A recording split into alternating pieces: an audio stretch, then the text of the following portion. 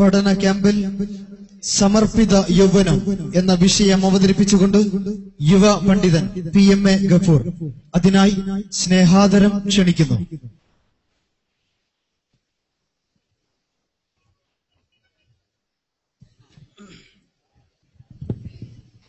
പ്രത്യേകം ശ്രദ്ധിക്കുക, KNM ഭാരവാഹികളുടെ യോഗം നടക്കുന്നത് നമ്മുടെ യുവത നഗർ വേദിയുടെ പിറകുവശത്താണ് എന്ന് പ്രത്യേകം ഭാരവാഹികളെ ഉണർത്തുന്നു.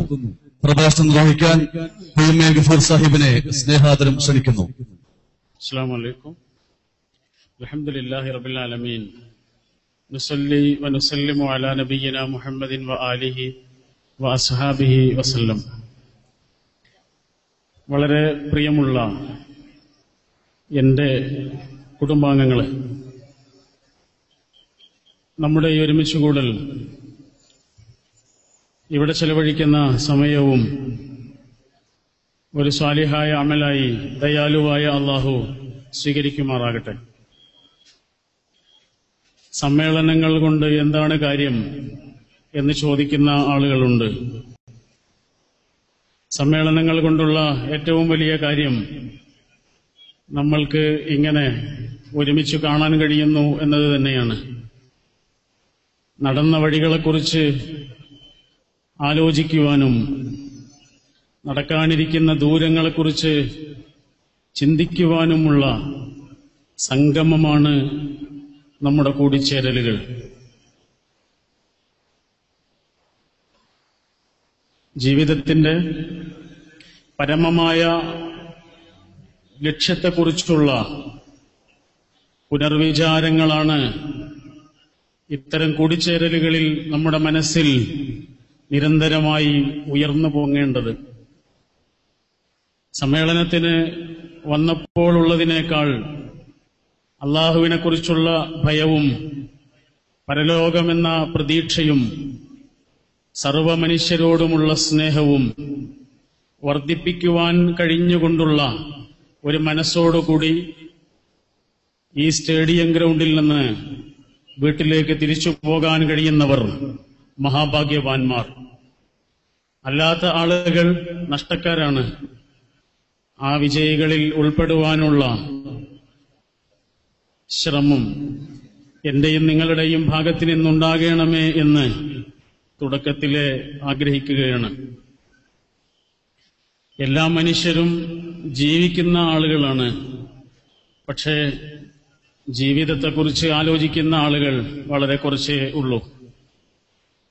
അതിന്റെ കാരണം ജീവിക്കുന്നത് പോലെ എളുപ്പമല്ല ജീവിതത്തെക്കുറിച്ച് ആലോചിക്കുവാൻ.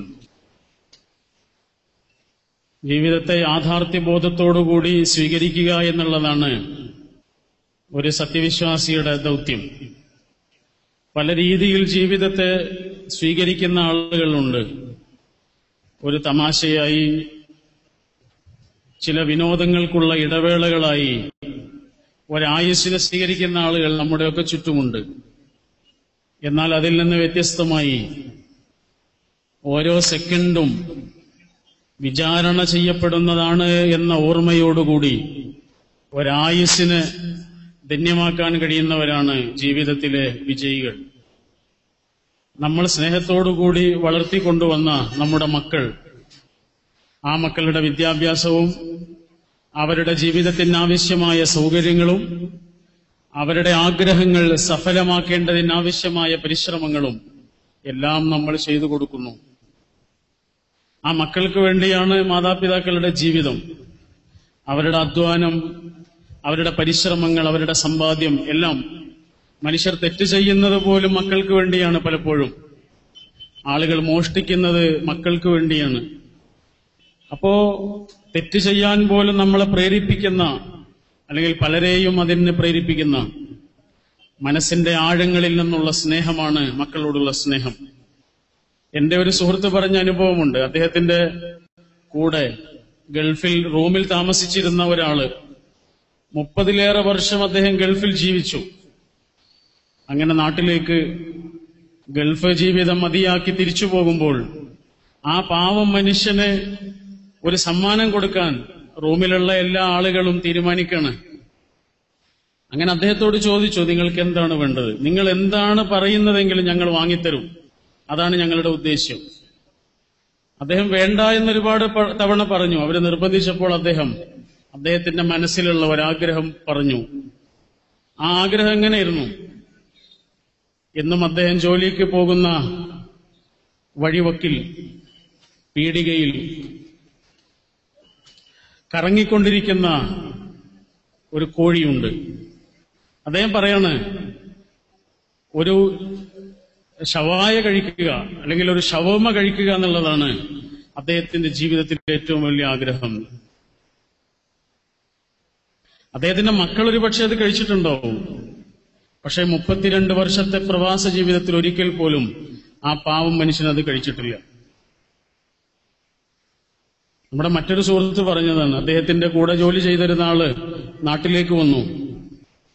ലീവ് കഴിഞ്ഞിട്ടും അദ്ദേഹം പിന്നെയും എക്സ്റ്റെൻഡ് ചെയ്യാണ്.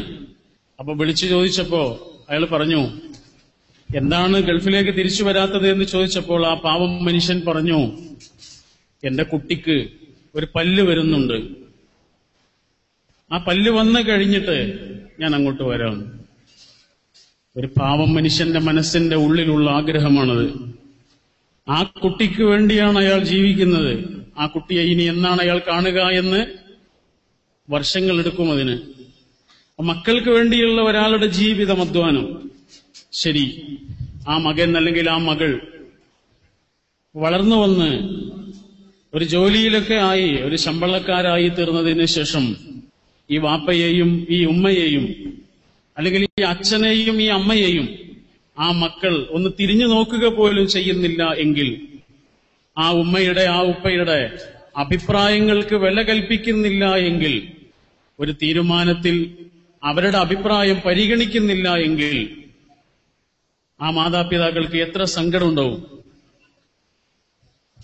അതൊരു വല്ലാത്ത സങ്കടം തന്നെയാണ്. വളരെ സ്വാതന്ത്ര്യമുള്ള ആളുകളോട് അവർ പറയും, ആ വിഷമം അവർ പങ്കുവെക്കും. കൂട്ടത്തിൽ അവരൊരു കാര്യം പറയും, അവന് അല്ലെങ്കിൽ അവള് ഇപ്പൊ ഞങ്ങൾക്കൊരു വില തരുന്നില്ല എന്ന് പറയും. അതാണ് അവർ പറയാം. എന്നാൽ ഇതേ വാക്ക് ദയാലുവായ അള്ളാഹു ഒരുപക്ഷെ എന്നെക്കുറിച്ച് അല്ലെങ്കിൽ നിങ്ങളെക്കുറിച്ച് നമ്മിൽ പലരെ കുറിച്ചും പറഞ്ഞിട്ടുണ്ട്. അതിങ്ങനെയാണ്, വമാ ഖദറുല്ലാഹ ഹഖ്ഖ ഖദ്രിഹി. അവരുടെ ജീവിതത്തില് അള്ളാഹുവിനെ കൊടുക്കേണ്ട ഒരു വിലയുണ്ട്, അതവർ കൊടുക്കുന്നില്ല. അവരുടെ ജീവിതത്തിൽ അള്ളാഹുവിനെ കൊടുക്കേണ്ട ഒരു പ്രയോറിറ്റി ഉണ്ട്, ഒരു മുൻഗണനയുണ്ട്, അതവർ കൊടുക്കുന്നില്ല. ഇതാരെക്കുറിച്ചാണ് പറഞ്ഞത്? ഞാൻ തീർച്ചയായും മനസ്സിലാക്കുന്നു ഇത് എന്നെ കുറിച്ചാണ് എന്ന്. അല്ലേ? എല്ലാ ദിവസവും പത്രം വായിക്കുന്ന ആളുകളായിരിക്കും നമ്മള്. പക്ഷെ എല്ലാ ദിവസവും ഖുർആൻ പാരായണം ചെയ്യുന്ന ആളുകൾ എത്രയുണ്ട്? മൊബൈൽ ഫോണിൽ നമുക്കിഷ്ടമുള്ള ആളുകളോട് മണിക്കൂറുകൾ നേരം നമ്മൾ സംസാരിക്കും. പക്ഷേ നമ്മുടെ നിസ്കാരങ്ങള് എത്ര പെട്ടെന്നാണ് തീർന്നു പോകുന്നത്. നമ്മുടെ പ്രാർത്ഥനയുടെ സമയം അതിലേറെ വേഗം തീർന്നു പോകുന്നു. എന്തേ അള്ളാഹുവിനോടൊന്നും പറയാനില്ലേ? നമ്മുടെ പ്രിയപ്പെട്ട സുഹൃത്തിനോട് മണിക്കൂറുകൾ നേരം സംസാരിക്കുന്നു. എന്നാൽ അതിലേറെ ഉള്ളു തുറന്ന് മനസ്സിന്റെ ആഴങ്ങളിൽ നിന്നുള്ള പ്രതീക്ഷകളും പ്രത്യാശകളും പശ്ചാത്താപവും പങ്കുവെക്കേണ്ട സാന്നിധ്യമാണ് അള്ളാഹുവിന്റെ സാന്നിധ്യം. പക്ഷെ ആ സാന്നിധ്യം നമ്മെ ഒട്ടും മനസ്സ് തുറന്ന് ആലോചിപ്പിക്കുന്ന വിധത്തില് നമ്മുടെ ഹൃദയത്തെ സ്പർശിക്കുന്നില്ല എങ്കിൽ, നേരത്തെ ഇവിടെ പരാമർശിക്കപ്പെട്ട ആ ഈമാൻ എങ്ങനെയാണ് ഞാനും നിങ്ങൾ സ്വീകരിച്ചത് എന്ന ആലോചനയാണ് അവിടെ പ്രധാനം. അത് വിശ്വാസമായിട്ടാണ് നമ്മൾ സ്വീകരിച്ചതെങ്കിൽ ഇത്രയൊക്കെ കാണൂ. വിശ്വാസമല്ല ഈമാൻ. ഈമാൻ എങ്ങനെയാണ് വിശ്വാസമാവുക? ഞാനിവിടെ നിന്ന് പ്രസംഗിക്കുന്നുണ്ട് എന്നുള്ളത് വിശ്വാസമാണോ, ഉറപ്പാണോ? നമ്മൾ പറയും അത് ഉറപ്പാണ്. നമ്മുടെ പിറകിൽ ഇത്രയും പ്രഗത്ഭരായ ആളുകൾ ഇരിക്കുന്നു, അവരിവിടെ ഇരിക്കുന്നുണ്ട് എന്നുള്ളത് വിശ്വാസമാണോ, ഉറപ്പാണോ? നമ്മൾ പറയും അത് വിശ്വാസമല്ല, ഉറപ്പാണ്. എനിക്കും നിങ്ങൾക്ക് വിശ്വാസമുണ്ട് എന്നുള്ളത്, നമ്മൾ ഈ കാണുന്നതൊക്കെ സത്യമാണ് എന്നത് വിശ്വാസമാണോ, ഉറപ്പാണോ? നമ്മൾ പറയും അത് ഉറപ്പാണ്. അങ്ങനെയാണെങ്കിൽ നമ്മുടെ കൂടെ ഒരല്ലാഹു ഉണ്ട് എന്നുള്ളത് വിശ്വാസമാണോ, ഉറപ്പാണോ? ഉറപ്പാണത്. അത് വിശ്വാസമല്ല. വിശ്വാസം എന്നൊരർത്ഥം അതിനുണ്ടാകാം, പക്ഷെ നമുക്കത് വേണ്ട. സ്വലാത്ത് എന്ന പദത്തിന് ഒരർത്ഥമുണ്ട്, പക്ഷെ ഖുർആൻ ഇറങ്ങിയപ്പോൾ ആ അർത്ഥം മാറി. സക്കാത്ത് എന്ന പദത്തിനൊരർത്ഥമുണ്ട്, പക്ഷെ ഖുർആൻ ഇറങ്ങിയപ്പോൾ ആ അർത്ഥം മറ്റൊന്നായി മാറി. ഹജ്ജ് എന്ന പദത്തിന്റെ അർത്ഥം ലക്ഷ്യമെന്നാണ്, എയിം എന്നാണ്. പക്ഷെ ഖുർആൻ ഇറങ്ങിയപ്പോൾ അതിന്റെ അർത്ഥം മാറിയില്ലേ? അങ്ങനെയാണെങ്കിൽ ഈമാൻ എന്ന പദത്തിന്റെ ആശയമാണ് നമ്മൾ പുനരാവിഷ്കരിക്കേണ്ടത്. എന്റെയും നിങ്ങളുടെയും സ്വകാര്യവും പരസ്യവുമായ ജീവിത വഴികൾ മുഴുവനും സ്വാധീനിക്കുന്ന, ശുദ്ധീകരിക്കുന്ന, വിശുദ്ധമാക്കുന്ന മനസ്സിന്റെ ഉള്ളറകളിലേക്ക് വജ്ര വെളിച്ചം പോലെ തുളച്ചു കയറുന്ന ഈമാനിന്റെ സ്വാധീനമാണ് ഞാനും നിങ്ങളും തിരിച്ചു പിടിക്കേണ്ടത്. അതാണ് മഹാനായ നൂഹ് നബി അലൈഹിസ്സലാം അദ്ദേഹത്തിന്റെ സമൂഹത്തോട് ചോദിച്ചത്. ആ ചോദ്യം അവരോട് മാത്രമായിരുന്നില്ല, എന്നോടും നിങ്ങളും കൂടിയാണ്. ആ ചോദ്യം ഇങ്ങനെയാണ്: വമാലക്കും, എന്താണ് നിങ്ങൾക്ക് പറ്റിയത്? ലാ തർജൂന ലില്ലാഹി വഖാറ, എന്താണ് അള്ളാഹുവിന് നിങ്ങളൊരു വഖാറത്ത് കൊടുക്കാത്തത്? വഖാറത്ത് എന്ന പദത്തിന് മലയാളത്തിലേക്ക് കൊണ്ടുവരാൻ വളരെ പ്രയാസകരമാണ്. ആ വഖാറത്താണ് ഈമാൻ. ഒരു അധ്യാപകൻ അടുത്തുണ്ട് എങ്കിൽ ആ അധ്യാപകന്റെ വിദ്യാർത്ഥി എത്ര ആഗ്രഹമുണ്ടെങ്കിലും ചില കാര്യങ്ങൾ ചെയ്യുകയില്ല. മാതാപിതാക്കൾ അടുത്തുണ്ട് എങ്കിൽ അവരുടെ മകൻ അല്ലെങ്കിൽ അവരുടെ മകൾ എത്ര ആഗ്രഹമുണ്ടെങ്കിലും ചില കാര്യങ്ങൾ ചെയ്യുകയില്ല. അതിന്റെ കാരണം എന്താണ്? അവരവിടെ ഉണ്ട് എന്ന വഖാറത്താണത്. ആ വഖാറത്ത് എന്ന പദം ഉപയോഗിച്ചുകൊണ്ട് തന്നെയാണ് പ്രവാചക തിരുമേനി സല്ലല്ലാഹു അലൈഹി വസല്ലം ഈമാനിനെ വിശദീകരിച്ചത്. മാ വഖറ ഫിൽ ഖൽബ്, ഈമാൻ എന്ന് പറഞ്ഞാൽ ഹൃദയത്തിന്റെ ഉള്ളിലുണ്ടാകുന്ന വഖാറത്താണ്. അതൊരു ഗൗരവമാണ്. മാതാപിതാക്കൾ ചെയ്യരുത് എന്നൊരു പറഞ്ഞ സംഗതി മക്കൾ മാതാപിതാക്കളുടെ കൺമുന്നിൽ വെച്ച് ചെയ്താൽ അതിന്റെ അർത്ഥം എന്താണ്?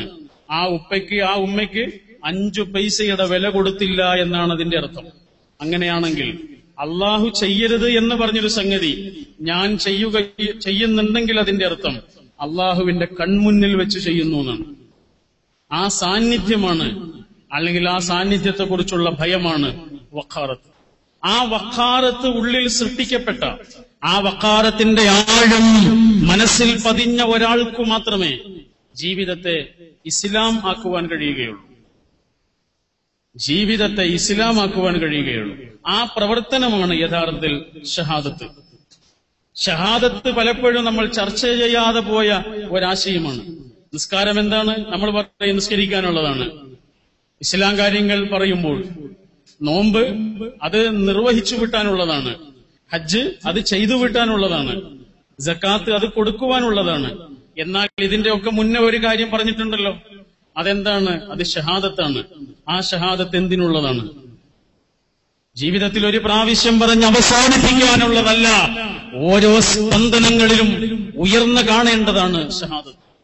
നിസ്കാരങ്ങൾക്ക് സമയമുണ്ട്, സക്കാത്തിന് സമയമുണ്ട്, ഹജ്ജിന് സമയമുണ്ട്, നോമ്പിന് സമയമുണ്ട്, ഷഹാദത്തിന് സമയമില്ല. നമ്മുടെ ഓരോ സെക്കൻഡും ഷഹാദത്ത് ആവുക എന്നുള്ളതാണ് ഏറ്റവും പ്രധാനം. ആ ഷഹാദത്തിന്റെ മാർഗത്തിലേക്ക് ജീവിതത്തെ തിരിച്ചു കൊണ്ടുവരാൻ കഴിയുന്നവർ അവരാണ് യഥാർത്ഥത്തിൽ ജീവിതത്തെ സമർപ്പിച്ചവരായി മാറുന്നത്. ആ ചരിത്രമാണ് ഖലീലുല്ലാഹി ഇബ്രാഹിം നബി അലൈഹി സ്വലാമിന്റെ ജീവിതം. ജീവിതത്തിന്റെ വരും വരായികളെ കുറിച്ച് ആലോചിക്കുന്നില്ല. അള്ളാഹു പറഞ്ഞ ഒരു കാര്യം സ്വീകരിക്കുന്നതിന്, അള്ളാഹു കൽപ്പിച്ച ഒരു കാര്യം അംഗീകരിക്കുന്നതിന്, അതുകൊണ്ട് എനിക്കെന്ത് സംഭവിക്കുമെന്ന വരും വരായികളെ കുറിച്ച് ആലോചിക്കുന്നില്ല. പലപ്പോഴും എന്റെയും നിങ്ങളുടെയും പ്രശ്നം നമ്മൾ വരും വരായികളെ കുറിച്ച് ആലോചിക്കുന്നു എന്നുള്ളതാണ്.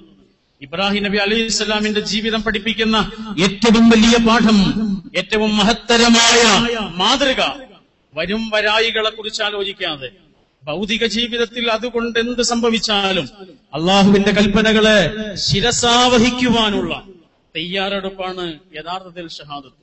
ഒന്ന് ആലോചിച്ച് നോക്കൂ നിങ്ങൾ. ഇസ്മായിൽ എന്ന പിഞ്ചുകുഞ്ഞ് ഇബ്രാഹിം നബി അലൈഹി സ്വലാമിന് പ്രായാധിക്യത്തിലാണ് ലഭിക്കുന്നത്. 70 വയസ്സ് പിന്നിട്ടതിന് ശേഷമാണ് ഇസ്മായിൽ എന്ന കുഞ്ഞിന് ലഭിക്കുന്നത് എന്ന് ബൈബിൾ പറയുന്നുണ്ട്. ഏറെ പ്രായം ചെന്നിട്ടാണ് കിട്ടുന്നത്. അങ്ങനെയാണെങ്കിൽ അത്രയും വാർദ്ധക്യത്തില് ഇബ്രാഹിം നബി അലൈഹി സ്വലാമിനൊരു കുട്ടിയെ കിട്ടുന്നുണ്ടെങ്കിൽ ആ സമയത്ത് ഇബ്രാഹിം നബിയുടെ ഏറ്റവും വലിയ കൗതുകം ആ കുട്ടിയായിരിക്കും. പക്ഷെ ആദ്യം അള്ളാഹു ചെയ്യുന്നത് എന്താണ്? ആ കുട്ടിയെ കൊഞ്ചാനും ആ കുട്ടിയെ തലോടാനും ലാളിക്കുവാനും അള്ളാഹു ഇബ്രാഹിം നബിക്ക് കൊടുക്കുന്നില്ല. പകരം എന്തു ചെയ്തു?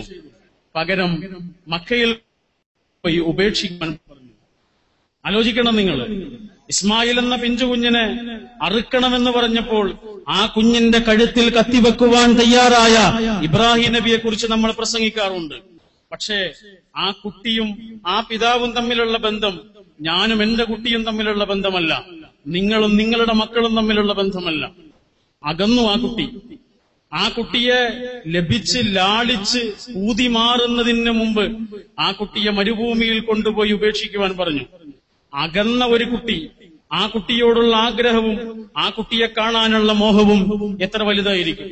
ഭാര്യ ഗർഭിണിയായിരിക്കുന്ന സമയത്ത് ഗൾഫിലേക്ക് പോയ ഒരാളോട് ചോദിച്ചാൽ മതി അതിന്റെ മനസ്സംഘർഷം എത്രയാണ് എന്ന്. അങ്ങനെയാണെങ്കിൽ ഒരു കുട്ടിയെ കിട്ടിയിട്ട് ആദ്യം അള്ളാഹു ചെയ്യുന്നത് ആ കുട്ടിയെയും ആ ഉപ്പയെയും തമ്മിൽ അകറ്റുകയാണ്. എന്ന് പറഞ്ഞാൽ ആ കുട്ടിയോടുള്ള ഇഷ്ടം വർദ്ധിപ്പിക്കുകയാണ് ചെയ്യുന്നത്. ആ വർദ്ധിച്ച ഇഷ്ടത്തോടുകൂടി നിൽക്കുന്ന ആ ഉപ്പയോടാണ് അള്ളാഹു പറഞ്ഞത് ഇനി ആ കുട്ടിയെ ബലിയറുക്കണം. സാധിക്കുമോ? അള്ളാഹുവെ എന്റെ നുബൂവത്ത് തിരിച്ചെടുത്തോളൂ എന്ന് വേണമെങ്കിൽ പറയാമായിരുന്നു. ഈ പ്രവാചകത്വത്തിന്റെ ഭാരം എനിക്കാവശ്യമില്ലെന്ന് പറയാമായിരുന്നു. പക്ഷേ സ്വീകരിച്ചു. ആ കുഞ്ഞിനെ മാത്രമല്ല മരുഭൂമിയിൽ കൊണ്ടുപേക്ഷിച്ചത്, പ്രസവത്തിന്റെ ക്ഷീണം മാറിയിട്ടില്ലാത്ത ഒരു പാവ ഉമ്മ കൂടി അവിടെയുണ്ട്. ആരാണ് ഹാജർ? ചരിത്രത്തിലെ ഒരു ഇതിഹാസമാണത്. ചരിത്രത്തിന്റെ മുകളിലാണ് ഹാജർ, ചരിത്രത്തിന്റെ ഉള്ളിലല്ല.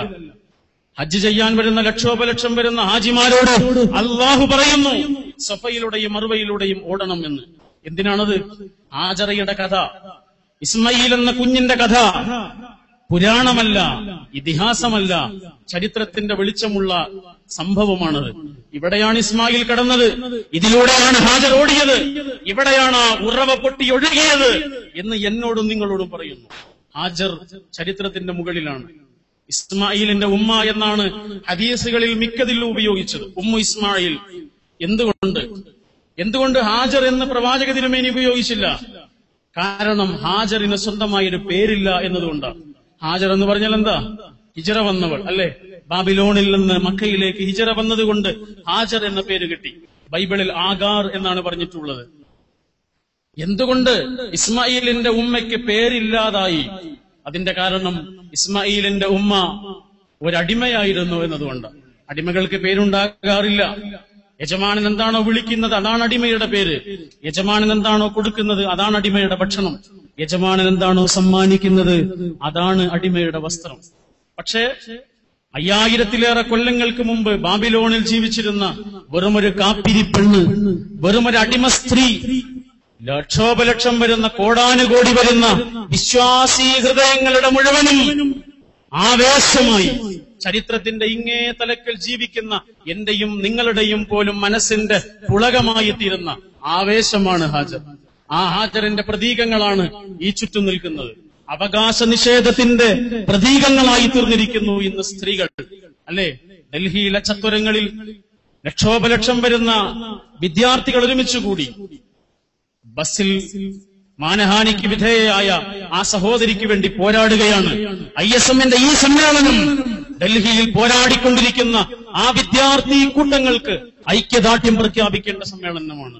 ഹാജറിന്റെ പ്രതീകമാണ്. ഹാജർ, ഈ സ്ത്രീകൾ ഹാജറിന്റെ പ്രതീകമാണ്. ശരി, ഇബ്രാഹിം കുടുംബത്തിന്റെ ചരിത്രം നമ്മൾ അയവിറക്കിയത് സമർപ്പിതമായൊരു മനസ്സിന്റെ ഉദാഹരണമാണത്. വരും വരായികളെ കുറിച്ച് ആലോചിക്കാതെ അള്ളാഹുവിന്റെ തീരുമാനങ്ങളെ, അള്ളാഹുവിന്റെ ആജ്ഞകളെ സ്വീകരിക്കുവാനുള്ള തയ്യാറെടുപ്പിന്റെ പേരാണത്. ജീവിതത്തിന്റെ ലക്ഷ്യവും അതാണ്. എന്താണ് ജീവിതത്തിന്റെ ലക്ഷ്യം? എന്താണ് ജീവിതത്തിന്റെ സമ്പാദ്യം? നമ്മളൊക്കെ ആലോചിക്കാറുണ്ട്, എന്താണ് സമ്പാദ്യം, എന്താണ് എന്റെ സമ്പാദ്യം? എന്റെ സമ്പാദ്യം എന്താണ് എന്ന് ഞാൻ ആലോചിക്കുന്നതിലേറെ മറ്റുള്ളവർ എന്നോട് ചോദിക്കുന്നുണ്ട്, നിങ്ങളോട് ചോദിക്കുന്നുണ്ട്. കുറച്ചു കാലം ഗൾഫിലൊക്കെ ജീവിച്ച ആൾക്കാണെങ്കിൽ ഈ ചോദ്യം നല്ലോണം കേൾക്കേണ്ടി വരും. എന്താണ് സമ്പാദ്യമെന്ന്? ഇത് ഏത് സമ്പാദ്യത്തെ കുറിച്ചാണ് സഹോദരങ്ങളെ? ഇത് നമ്മുടെ സമ്പാദ്യത്തെ കുറിച്ചല്ല. എന്നോട് എന്താണ് സമ്പാദ്യമുള്ളത് എന്ന് ഒരാൾ ചോദിച്ചാൽ അതിന്റെ അർത്ഥം ഞാൻ എനിക്ക് വേണ്ടി എന്ത് ചെയ്തു എന്നല്ല, എന്നെ ആശ്രയിച്ച് ജീവിക്കുന്നവർക്ക് വേണ്ടി ഞാൻ എന്ത് ചെയ്തു എന്നാണ്, അല്ലെ? അങ്ങനെയാണെങ്കിൽ അള്ളാഹു ഒരു ചോദ്യം ചോദിക്കുന്നുണ്ട്, അതും ഇതേ ചോദ്യമാണ്. വൽ തൻദുർ നഫ്സുൻ മാ ഖദ്ദമത് ലിഗദിൻ. ഓരോ ആളും ആലോചിക്കട്ടെ, തിരിഞ്ഞു നിന്ന് ഒന്ന് ചിന്തിക്കട്ടെ, എന്താണ് നാളേക്ക് വേണ്ടി സമ്പാദിച്ചത്. അത് നമ്മൾക്ക് വേണ്ടിയുള്ള സമ്പാദ്യമാണ്, മറ്റൊരാൾക്ക് വേണ്ടിയുള്ള സമ്പാദ്യമല്ല. അമലു സ്വാലിഹകളാണ് ജീവിതത്തിന്റെ നേട്ടം, അമലുകളല്ല. അള്ളാഹുവിന് വേണ്ടത് അമലുകളല്ല, അള്ളാഹുവിന് വേണ്ടത് അമലു സ്വാലിഹകളാണ്. അള്ളാഹുവിന് വേണ്ടത് അമലുകളല്ല, അള്ളാഹുവിന് വേണ്ടത് അമലു സ്വാലിഹകളാണ്. ഒരേ സൊഫിൽ 10 ആളുകൾ നിസ്കരിക്കുന്നുണ്ടാവും. ആ 10 ആളുകൾ ഒരേ പ്രവർത്തനമാണ് ചെയ്യുന്നത്. പക്ഷെ ആ 10 ആളുകൾക്കും 10 കൂലിയാണ്, 10 പ്രതിഫലമാണ്. എന്താണ് കാരണം? ആ ചെയ്ത പ്രവൃത്തിക്കാണ് പ്രതിഫലമെങ്കിൽ ആ 10 ആളുകൾക്ക് ഒരേ പ്രതിഫലം കിട്ടണം. പക്ഷെ ചെയ്ത പ്രവൃത്തിക്കല്ല പ്രതിഫലം, ആ ചെയ്തപ്പോഴുള്ള മനസ്സിനാണ് പ്രതിഫലം. അതാണ് അമലു സ്വാലിഹ്. ആയിഷ റളിയല്ലാഹു അൻഹയുടെ ഒരു ഖൗലുണ്ട്, ആത്മാർത്ഥത ഉള്ളവന് കുറച്ച് അമലുകൾ മതി. ആത്മാർത്ഥത ഉള്ള ആൾക്ക് കുറച്ച് അമലുകൾ മതി. എങ്കിൽ നമ്മുടെ പ്രവർത്തനങ്ങളെ അമലുകൾ എന്ന പദവിയേക്കാളേറെ അമലു സ്വാലിഹ് ആകാൻ എത്ര പരിശ്രമം നമ്മുടെ ഭാഗത്ത് നിന്നുണ്ടായി എന്ന് ഞാനും നിങ്ങളും ആലോചിക്കേണ്ടതാണ്. അമലുകളാണുള്ളത്. ഇപ്പൊ ഞാനൊരു കാര്യം ചെയ്താൽ നിങ്ങൾ എന്നെ വന്ന് അഭിനന്ദിക്കുന്നു, ഉഷാറായി എന്ന് പറയുന്നു. പക്ഷെ എനിക്കറിയാം അതെത്രമേൽ നന്നായിട്ടുണ്ട് എന്ന്. അപ്പൊ നമ്മുടെ ഒരു അമല് സ്വാലിഹ് ആകണമെങ്കിൽ അത് നമ്മൾ തന്നെ വിചാരിക്കണം, വേറൊരാൾക്കും കഴിയാത്തതാണ്. നമ്മൾ തന്നെ വിചാരിക്കണം നമ്മുടെ അമല് എത്രമേൽ അമല് സ്വാലിഹ് ആയിട്ടുണ്ട് എന്ന്. ശരി, ഈ 3 കാര്യങ്ങളാണ്. ഒന്ന്, അള്ളാഹുവിനെ കുറിച്ച് നമ്മുടെ മനസ്സിലുള്ള വിചാരം, അത് വിശ്വാസം എന്നതിന്റെ അപ്പുറത്തേക്ക് ഉറപ്പ് എന്ന ഒരാശയത്തിലേക്ക് കൊണ്ടുവരാൻ നമുക്ക് കഴിഞ്ഞാൽ വല്ലാത്തൊരു ധന്യതയാണത്. അങ്ങനെ ഒന്ന് നിസ്കരിച്ചു നോക്കൂ നിങ്ങൾ. ഉറപ്പ് എന്ന ഒരാശയത്തിൽ അള്ളാഹുവിനെ മുന്നിൽ കണ്ട്, വിശ്വാസമല്ല, ഉറപ്പ് എന്ന ഒരർത്ഥത്തിൽ അള്ളാഹുവിനെ മുന്നിൽ കണ്ട് ഒന്ന് കൈകെട്ടി നോക്കൂ നെഞ്ചിൽ. ഒരു സെക്കൻഡ് പോലും നമ്മുടെ മനസ്സ് നിസ്കാരത്തിൽ പങ്കെടുക്കാതെ മാറിപ്പോവുകയില്ല. മനസ്സ് മുഴുവനും നിസ്കാരത്തിൽ ഉണ്ടാകും. എങ്കിൽ ആ ഒരു ജീവിതം എത്ര മഹത്വരമായിരിക്കും.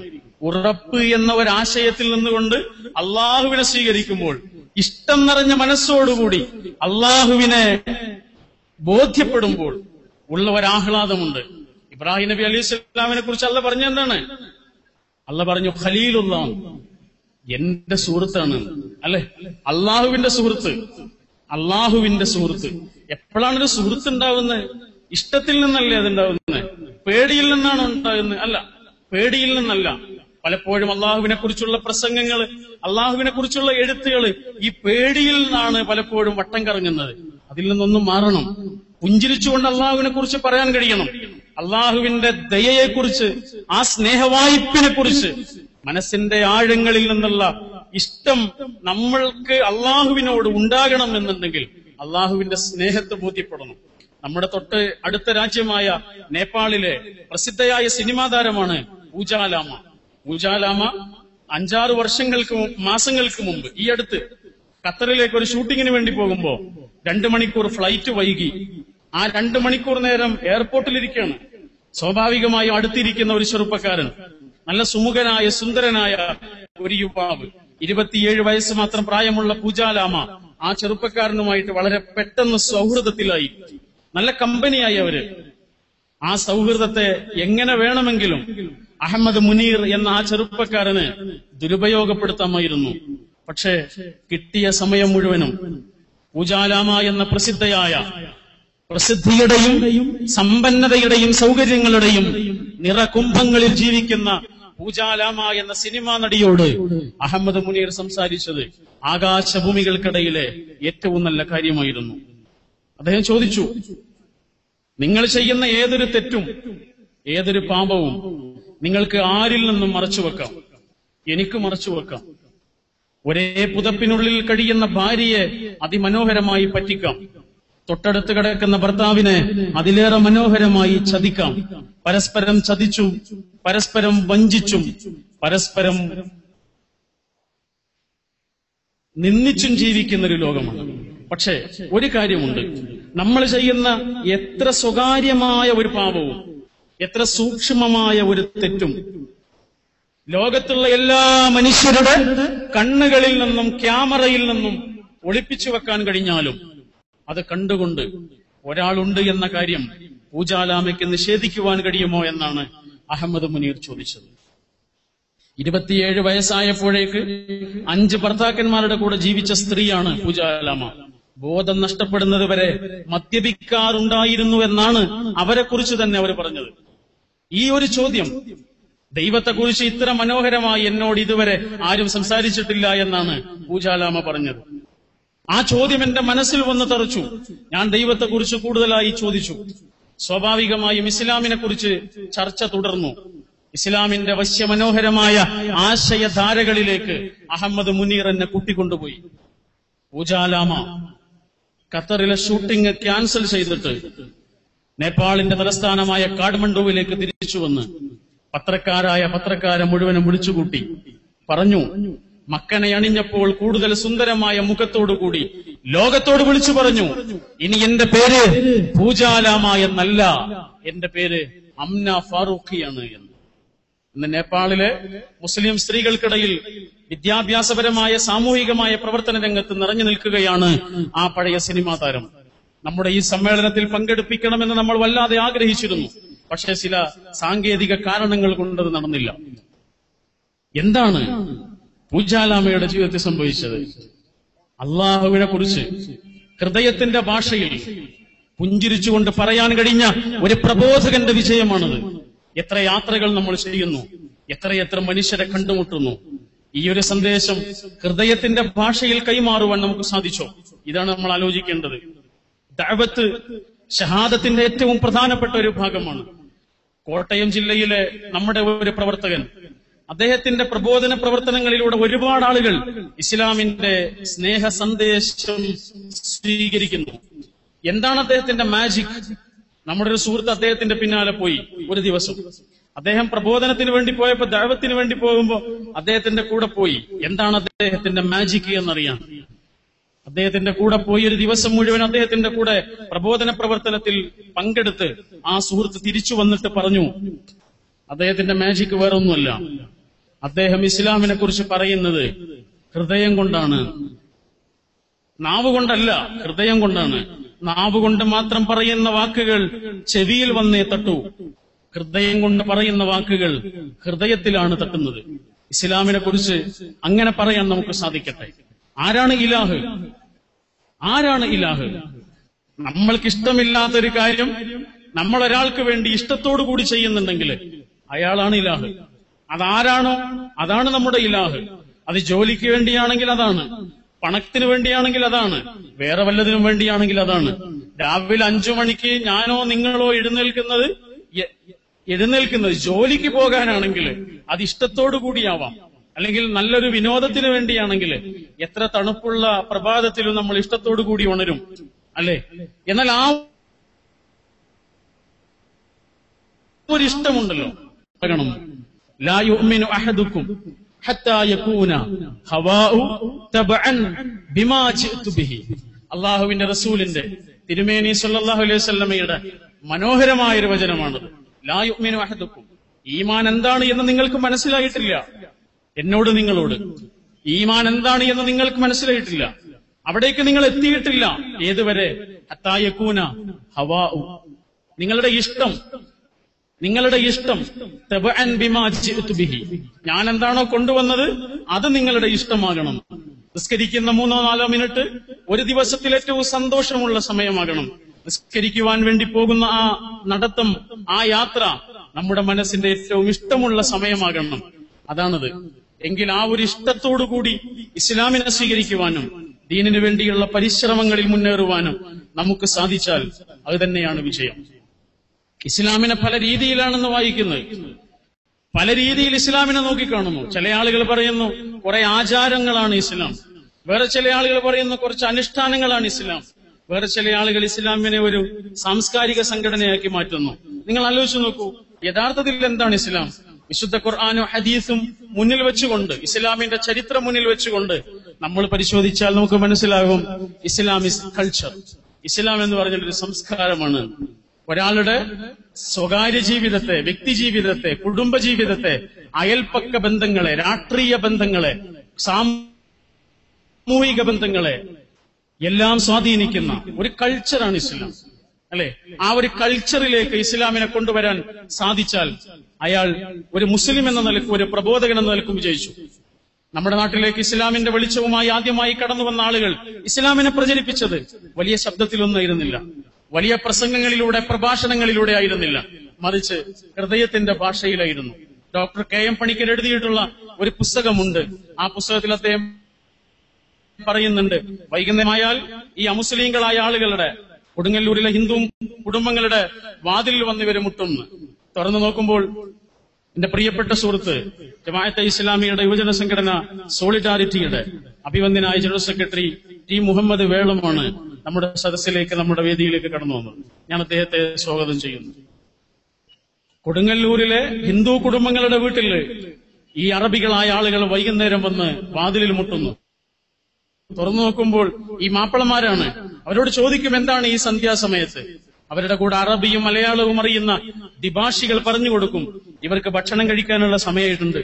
അവർക്ക് ഭക്ഷണം കഴിക്കണമെന്നുണ്ടെങ്കിൽ അയൽപ്പക്കത്തുള്ള ആളുകൾ ഭക്ഷണം കഴിച്ചു എന്ന് ഉറപ്പ് വരുത്തണമത്രേ, അതിനുവേണ്ടി വന്നതാണ്. ഹിന്ദുക്കളായ ആളുകളും കച്ചവടം നടത്തും, ഈ അറബികളായ ആളുകളും കച്ചവടം നടത്തും. ഒരേ സാധനമാണ് കച്ചവടം നടത്തുക. ഈ അറബികൾ ഒരു ദിവസം 10 രൂപ കിട്ടണമെന്നാണ് വിചാരിച്ചതെങ്കിൽ രാവിലെ 11 മണിയാകുമ്പോഴേക്ക് 10 രൂപ കിട്ടിയാൽ കട പൂട്ടും. കടയിലേക്ക് വരുന്നവരോട് പറയും, ഇനി അവിടുന്ന് വാങ്ങിക്കോളൂ. ആ കച്ചവടം നടത്തിയ ഒരാളായിരുന്നു അപ്പു. 10 രൂപ കിട്ടണമെന്ന് വിചാരിച്ച ആളുകൾ 11 രൂപയാകാൻ കാത്തിരിക്കുന്നില്ല എന്ന്. അങ്ങനെയാണ് ഈ സംസ്കാരത്തിന്റെ സൗന്ദര്യം കണ്ടുകൊണ്ട് അപ്പു എന്ന ഒരാളും അദ്ദേഹത്തിന്റെ കുടുംബവും ഇസ്ലാമിലേക്ക് കടന്നു വരുന്നത്. പ്രവാചക തിരുമേനിയുടെ ഒരു ശിഷ്യൻ ഭക്ഷണം കഴിക്കാൻ നേരത്ത് പുറത്തേക്ക് ഇറങ്ങിയിട്ട് അവിടെയുള്ള കാക്കയ്ക്കും പൂച്ചയ്ക്കും ഒക്കെ ഭക്ഷണം ഇട്ട് കൊടുക്കുമെന്ന്. അപ്പൊ ആരോ വന്ന് ചോദിച്ചു, എന്താണിത്? അദ്ദേഹം പറഞ്ഞു, അയൽവാസി പട്ടിണി കിടക്കെ ഭക്ഷണം കഴിക്കുന്നവൻ നമ്മിൽപ്പെട്ടവനല്ല എന്ന് പ്രവാചക തിരുമേനി പഠിപ്പിച്ചിട്ടില്ലേ? വിശക്കുന്ന അയൽവാസി എന്ന് പറഞ്ഞാൽ അത് മനുഷ്യന്മാര് മാത്രമാണ് എന്ന് എനിക്ക് തോന്നിയിട്ടില്ല എന്ന് പറയുന്ന പ്രവാചക തിരുമേനിയുടെ വിദ്യാലയത്തിൽ നിന്ന് പടിയിറങ്ങിയ ഒരു സ്വഹാബിവര്യന്റെ മനസ്സ് ഏത് ഭാഷ കൊണ്ട് നമ്മൾ വ്യാഖ്യാനിക്കും, ഏത് ശൈലി കൊണ്ട് വർണ്ണിക്കും? അതാണ് ഇസ്ലാമിന്റെ കൾച്ചർ. ആ കൾച്ചറിലേക്ക് തിരിച്ചു കൊണ്ടുവരാൻ നമുക്ക് കഴിയട്ടെ. വിശുദ്ധ ഖുർആൻ ആദ്യമായി ഇംഗ്ലീഷിലേക്ക് പരിഭാഷപ്പെടുത്തിയവരിൽ ഒരാളായ മുഹമ്മദ് മർമഡ്യൂക്ക് പിക്താൾ ബ്രിട്ടീഷ് ഗവൺമെന്റിന്റെ ഉദ്യോഗസ്ഥനായി ഗൾഫ് രാജ്യത്തെവിടെയോ ജോലി ചെയ്യുന്ന സമയത്ത് ഒരു രാവിലെ അദ്ദേഹത്തിന്റെ ഫ്ളാറ്റിന് താഴെ ബഹളം കേൾക്കുന്നു. അദ്ദേഹം ഇറങ്ങിച്ചെന്ന് നോക്കുമ്പോൾ നല്ല തടിമിടുക്കുള്ള ഒരു യുവാവിനെ വൃദ്ധനായ ഒരാൾ മർദ്ദിക്കുന്നു, അടിക്കുന്നു. ഇയാൾ അങ്ങോട്ടൊന്നും ചെയ്യുന്നില്ല. ആൾ ഒരുപാട് അടിച്ച് മർദ്ദിച്ച് അയാൾക്ക് മതി വന്നപ്പോ അയാളോടൊന്ന് പോയി. അപ്പൊ ഈ ചെറുപ്പക്കാരനോട് പിക്താൾ ചോദിക്കാണ്, എന്താണ്, നിനക്ക് നല്ല ആരോഗ്യമുണ്ടല്ലോ, എന്നിട്ട് നിന്നെ അദ്ദേഹം ഇങ്ങനെയൊക്കെ മർദ്ദിച്ചിട്ട് എന്താ നീ അങ്ങോട്ടൊന്നും ചെയ്യാത്തത്? അദ്ദേഹം പറഞ്ഞു കൊടുത്തു, ഞാൻ അദ്ദേഹത്തിന്റെ അടുത്ത് കുറച്ച് പണം കടം വാങ്ങിയിരുന്നു, അത് തിരിച്ചു കൊടുക്കേണ്ട സമയമൊക്കെ കഴിഞ്ഞു പോയി, ആ ദേഷ്യം കൊണ്ട് വന്ന് അടിച്ചതാണ്. കടം തിരിച്ചു കൊടുക്കുക എന്നുള്ളത് ഇസ്ലാമിന്റെ വളരെ പ്രാധാന്യമുള്ള കാര്യമാണ്. ഖുർആൻ അത്ര പ്രാധാന്യത്തോടുകൂടി പറഞ്ഞിട്ടുണ്ട്. പിന്നെ പ്രായം ചെന്ന ആളുകളെ ബഹുമാനിക്കുക എന്നുള്ളത് അതിലേറെ പ്രാധാന്യമുള്ള കാര്യമാണ്. ഞാൻ അദ്ദേഹത്തെ തിരിച്ചു വല്ലതും ചെയ്താൽ ഞാൻ 2 തെറ്റുകൾ ചെയ്തവനാകും. കടം തിരിച്ചു കൊടുത്തില്ല എന്നുള്ള തെറ്റും, പിന്നെ പ്രായം ചെന്ന ഒരാളെ മർദ്ദിച്ചു എന്ന തെറ്റും. ഈയൊരു വാക്കാണ് പിക്താളിന്റെ മനസ്സിനെ സ്വാധീനിക്കുന്നത്. ഇസ്ലാമിനെ കുറിച്ചുള്ള അന്വേഷണങ്ങള്, പ്രവാചകനെ കുറിച്ചുള്ള അന്വേഷണങ്ങള് അദ്ദേഹത്തെ ഇസ്ലാമിൽ കൊണ്ടെത്തിച്ചു എന്ന് മാത്രമല്ല, മുഹമ്മദ് മർമഡ്യൂക്ക് പിക്താൾ എന്ന വിശ്രുതനായ എഴുത്തുകാരനും ഖുർആൻ വ്യാഖ്യാതാവുമായി ഇസ്ലാമിക ലോകം ഇന്നും ഓർക്കുന്ന പണ്ഡിത വ്യക്തിത്വമായി പിക്താൾ മാറി. 1936 കേരള മുസ്ലിം ഐക്യസംഘത്തിന്റെ 6ാമത് സമ്മേളനം തലശ്ശേരിയിൽ വെച്ച് നടന്നപ്പോൾ അതിലെ മുഖ്യതി പിക്താളായിരുന്നു. ഞാൻ സൂചിപ്പിച്ചത് ഇസ്ലാമിന്റെ ഈ കൾച്ചറിലേക്ക് നമ്മുടെ സമൂഹത്തെ കൊണ്ടുവരാൻ നമുക്ക് കഴിയട്ടെ. അള്ളാഹുവിനെ കുറിച്ച്, ഇസ്ലാമിനെ കുറിച്ച് പുഞ്ചിരിച്ചുകൊണ്ട്, സമാധാനത്തോടുകൂടി, ഹൃദയത്തിന്റെ ഭാഷയിൽ പറയാൻ നമുക്ക് കഴിയട്ടെ. എവിടെയാണ് നമുക്കിത് നഷ്ടപ്പെട്ടു പോയത്? മതപ്രഭാഷണ വേദികൾ ഇന്ന് പരസ്പരമുള്ള ആക്ഷേപങ്ങളുടെയും തെറിവിളികളുടെയും പരസ്പരമുള്ള കോലാഹലങ്ങളുടെയും വേദികളായി മാറിയിരിക്കുന്നു. പൊതുജനങ്ങൾക്കൊരു ശല്യമായി മാറിയിരിക്കുന്നു. ഹൃദയത്തിന്റെ ഭാഷയിൽ സംസാരിക്കുന്നവരെ പ്രബോധന രംഗത്ത് കാണാതായിരിക്കുന്നു. ആ ഒരു സംസ്കാരത്തെ തിരിച്ചു കൊണ്ടുവരണം. ഞാൻ അവസാനിപ്പിക്കുന്നു. ഇവിടെ കൂടിയിട്ടുള്ള പ്രിയപ്പെട്ട ഈ കുടുംബാംഗങ്ങളോട് ഒരനുജൻ എന്ന നിലക്ക് പറയാനുള്ള, ആവശ്യപ്പെടാനുള്ള, അഭ്യർത്ഥിക്കുവാനുള്ള ഒരേ ഒരു കാര്യം ഇതാണ്. നിങ്ങൾ ഈ പ്രസ്ഥാനത്തെ സ്നേഹിക്കുന്നുണ്ടെങ്കിൽ, ഈ ദീനിനെ നിങ്ങൾ സ്നേഹിക്കുന്നുണ്ടെങ്കിൽ, ഈ ദീനിലെത്തിപ്പെട്ടു എന്നതിൽ നമ്മൾ അഭിമാനിക്കുന്നുണ്ട് എങ്കിൽ, ഇന്ന് ഈ കുടുംബങ്ങളിൽ നിന്ന് നമുക്കാവശ്യമുള്ളത് നല്ല പ്രബോധകരെയാണ്. കാലത്തിന്റെ ഭാഷയറിയുന്ന പ്രബോധകരെ, സ്വന്തം കാലിൽ നിൽക്കുന്ന പ്രബോധകരെ, സമൂഹത്തെക്കുറിച്ച് വലിയ സ്വപ്നങ്ങൾ കാണുവാൻ കഴിയുന്ന പ്രബോധകരെ, പുതിയ ടെക്നോളജിയെ അറിയുന്ന പ്രബോധകരെ, പുതിയ കാലത്തെ വായിക്കാൻ കഴിയുന്ന പ്രബോധകരെ, ഹൃദയത്തിന്റെ ഭാഷയിൽ ചിന്തകൾ കൈമാറാൻ കഴിയുന്ന പ്രബോധകരെ, അവരെ നമുക്ക് ആവശ്യമുണ്ട്. നിങ്ങളുടെ വീട്ടിൽ വളർന്നു വരുന്ന മക്കളെ, ആൺകുട്ടിയെ പെൺകുട്ടിയെ, ഇസ്ലാമിക ലോകത്തെ പ്രബോധന പ്രവർത്തനങ്ങളിലേക്ക് കൈമാറാൻ നമുക്ക് കഴിയട്ടെ. ഇന്ന് ഇസ്ലാമിക ലോകം, പ്രബോധന രംഗം മുല്ലമാരുടെ കൈകളിലല്ല, പ്രൊഫഷണലുകളുടെ കൈകളിലാണ്. സെക്കൻഡുകൾക്ക് ശമ്പളം വാങ്ങുന്ന പ്രൊഫഷണൽ രംഗത്തുള്ള ചെറുപ്പക്കാരാണ് ഇസ്ലാമിക ലോകത്തെ പ്രബോധന പ്രവർത്തനം ആത്മാഭിമാനത്തോടുകൂടി, മുസ്ലിമാണ് എന്ന അഭിമാനത്തോടുകൂടി ഇസ്ലാമിക ലോകത്ത് പ്രബോധന രംഗം അവരുടെ കയ്യിലാണ്. എത്ര മനോഹരമായി പ്രബോധന രംഗത്തെ അവർ കൊണ്ടുപോകുന്നു. ആ ഒരു സംസ്കാരത്തിലേക്ക് നമുക്ക് വളർന്നു വരണം. പ്രബോധന പ്രവർത്തനത്തിന് ഉപയോഗപ്പെടുത്താൻ കഴിയുന്ന കഴിവും പ്രതിഭയുമുള്ള മക്കളെ നമുക്ക് വേണം. അവർ ഡോക്ടറാവട്ടെ, അവർ എഞ്ചിനീയർ ആവട്ടെ, അവർ പത്രപ്രവർത്തകരാകട്ടെ, അവർ അധ്യാപകരാകട്ടെ, അവരെന്തുമാകട്ടെ, അവരുടെ ടേസ്റ്റിനനുസരിച്ചുള്ള എല്ലാ മേഖലകളിലേക്കും അവർ ഉയർന്നു പൊങ്ങുമ്പോഴും അള്ളാഹുവിന്റെ ദീനിലേക്കുള്ള ക്ഷണം ആത്മാഭിമാനത്തോടുകൂടി നിർവഹിക്കാൻ നമ്മുടെ മക്കൾക്ക് കഴിയട്ടെ. ആ പ്രബോധന പ്രവർത്തനം നമ്മുടെ ജീവിതത്തിന്റെ അന്തസ്സാർന്ന ഒരു വഴിയായി സ്വീകരിക്കുവാൻ നമുക്ക് കഴിയട്ടെ. ചരിത്രത്തിന്റെ പിന്നിൽ നിന്ന് നമുക്ക് ആവേശം ചൊരിയുന്ന നമ്മുടെ മഹത്തരായ നേതാക്കളോടുള്ള കടപ്പാട് നമ്മൾ നിർവഹിക്കേണ്ടത് അങ്ങനെയാണ്. പ്രബോധന പ്രവർത്തനം കാലത്തെ വായിച്ചുകൊണ്ടും കാലത്തെ തിരിച്ചറിഞ്ഞുകൊണ്ടുമാകണമെന്ന് ഏറ്റവും കൂടുതൽ നമ്മളോട് പറഞ്ഞത് മർഹൂം അബൂബക്കർ കാരക്കുന്നാണ്. അദ്ദേഹത്തിന്റെ പ്രസംഗങ്ങളൊക്കെ അതായിരുന്നു, അദ്ദേഹത്തിന്റെ ആലോചനകൾ അതായിരുന്നു. ഒരു മുഴം മുന്നിലേക്ക് ചിന്തിക്കുവാനും കാലത്തിന്റെ മുകളിലേക്ക് തളർത്തു നിന്നുകൊണ്ട് സ്വപ്നങ്ങൾ വിതറുവാനും കഴിയുന്ന പ്രബോധകരെ വേണമെന്നാണ് കാരക്കുന്ന് നമ്മളോട് പറഞ്ഞു പോയത്. ആ ജീവിതം മുഴുവനും അങ്ങനെയുള്ള പരിശ്രമങ്ങളിൽ മുഴുകി.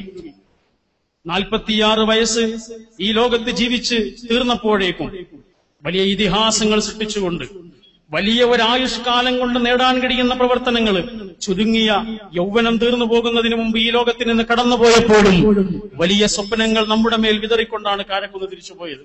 47-ാമത്തെ വയസ്സിലാണ് മുഹമ്മദ് അബ്ദുറഹിമാൻ സാഹിബ് ഈ ലോകത്തിൽ നിന്ന് കടന്നുപോയത്. അതിൽ 9 വർഷവും അദ്ദേഹം ജയിലിലുമായിരുന്നു. എത്ര കുറഞ്ഞ പ്രായമാണ്! ISM-ന്റെ ഏറ്റവും വലിയ ആവേശകരമായ മുൻഗാമികളാണ് മുഹമ്മദ് അബ്ദുറഹിമാനും മുഹമ്മദ് അബ്ദുറഹിമാന്റെ പിറകിൽ ആവേശകരമായ പിൻഗാമിയായി കടന്നു വന്ന അബൂബക്കർ കാരക്കുന്ന്. അവർ രണ്ടുപേരും നമ്മളോട് പറഞ്ഞത് തോൽക്കേണ്ടി വന്നേക്കാം, പക്ഷേ ഒരാളുടെ മുന്നിലും നട്ടെല്ല് വളക്കരുത് എന്നാണ്. ഒരാളുടെ മുന്നിലും അഭിമാനം പണയപ്പെക്കരുത് എന്നാണ്. തോറ്റു മടങ്ങേണ്ടി വന്നാലും നട്ടെല്ല് വളക്കാൻ തയ്യാറല്ലാത്ത ഒരു യുവ സമൂഹത്തെയാണ് അബൂബക്കർ കാരക്കുന്ന് പടുത്തുയർത്തിയത്. സമ്മേളന സുവനീർ ഈ സമ്മേളന സ്റ്റേജ് വേദിയിലേക്ക്, ഗ്രൗണ്ടിലേക്ക് വണ്ടിയിലെത്തിയപ്പോൾ ഞാൻ ഒന്നാമത്തെ സോവനീർ എടുത്തിട്ട് ആദ്യം കൊണ്ടുപോയി കൊടുത്തത് പ്രിയങ്കരനായ ജ്യേഷ്ഠൻ ജലീൽ മാഷിനാണ്. അദ്ദേഹം ആ സോവനീർ ഇങ്ങനെ മറിച്ചു നോക്കിയിട്ട് അതിൽ കാരക്കുന്നിന്റെ ഒരു പ്രസംഗമുണ്ട്. ആ പ്രസംഗം എത്തിയപ്പോൾ അദ്ദേഹത്തിന്റെ പേജുകൾ അവിടെ നിന്നു. അദ്ദേഹത്തിന്റെ മറിക്കൽ അവിടെ അവസാനിച്ചു. എന്നിട്ട് അതൊന്ന് വായിച്ചു. പേടിയുള്ളവർക്ക് വേറെ പോകാം എന്നാണ് അതിന് തലക്കെട്ട് കൊടുത്തത്. പേടിയുള്ളവർക്ക് വേറെ പോകാം. ആ പ്രസംഗം വായിച്ച് ഒന്ന് മനസ്സുകൊണ്ട് വായിച്ചിട്ട് അവിടെയുള്ള മറ്റൊരു സുഹൃത്തിനോട് അദ്ദേഹം പറഞ്ഞു, നിങ്ങൾ ഇതൊന്ന് കേൾക്കണം, ഇത് കാരക്കുന്നിന്റെ പ്രസംഗമാണ്. എന്നിട്ടത് വായിച്ചു. ISM 40-ാം വാർഷിക സമ്മേളനത്തിൽ കാരക്കുന്ന് നടത്തിയ പ്രസംഗമാണ്. ആ പ്രസംഗം വായിക്കാൻ തുടങ്ങി. ജലീൽ മാഷ് കരഞ്ഞുപോയി.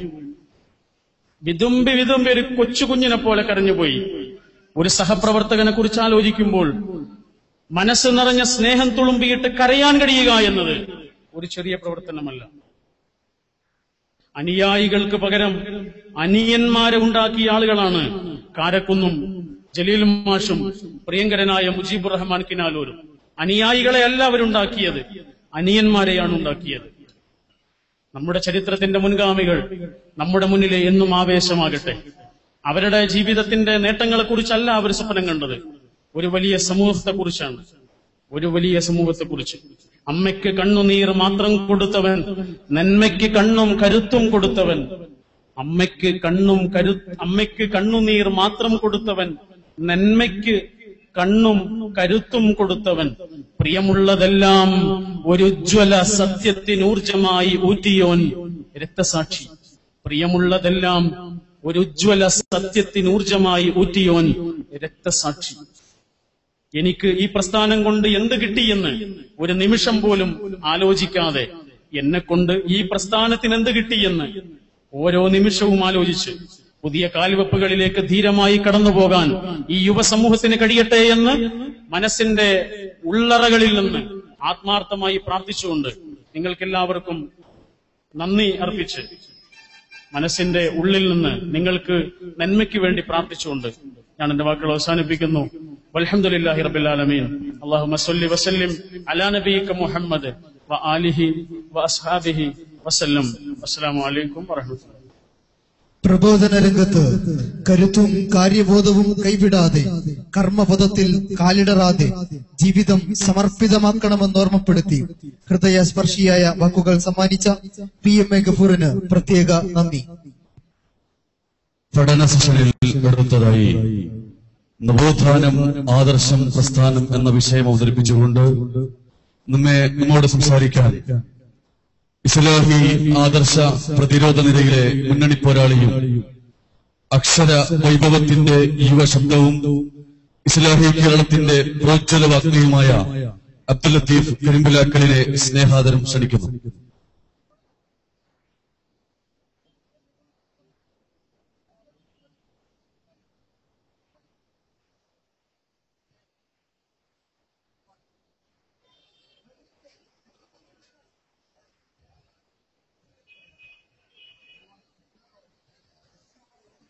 السلام عليكم ورحمة الله. بسم الله الرحمن الرحيم. الحمد لله رب العالمين، والعاقبة للمتقين، فلا عدوان إلا على الظالمين، وصلى الله وسلم على خير خلقه ورسله محمد وآله وصحبه أجمعين، ومن تبعهم بإحسان إلى يوم الدين. أعوذ بالله من الشيطان الرجيم. بسم الله الرحمن الرحيم. قل جاء الحق وزهق الباطل إن الباطل كان زهوقا. إن أريد إلا الإصلاح ما استطعت وما توفيقي إلا بالله عليه توكلت وإليه أنيب. رب اشرح لي صدري ويسر لي أمري واحلل عقدة من لساني يفقهوا قولي. സ്നേഹാദരണീയരായ പണ്ഡിതന്മാരെ, നേതാക്കളെ, സംഘടനാ ഭാരവാഹികളെ, ഏറ്റവും പ്രിയപ്പെട്ട സഹോദരന്മാരെ, സഹോദരികളെ, സഹപ്രവർത്തകരെ, സുഹൃത്തുക്കളെ,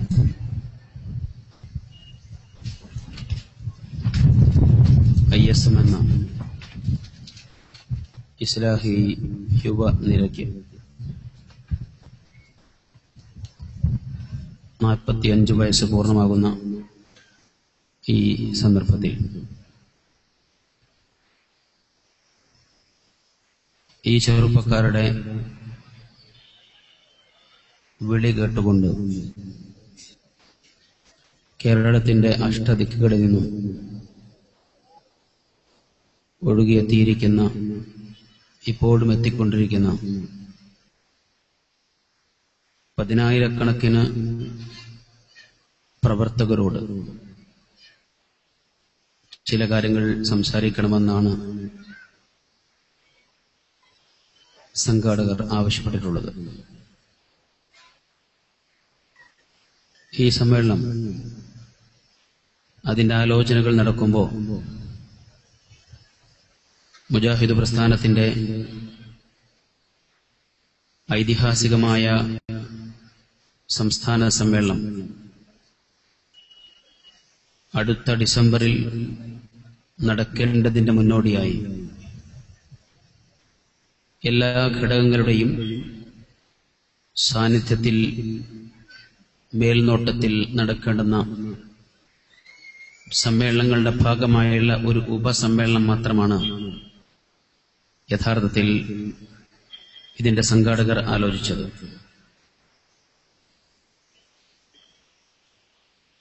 പക്ഷേ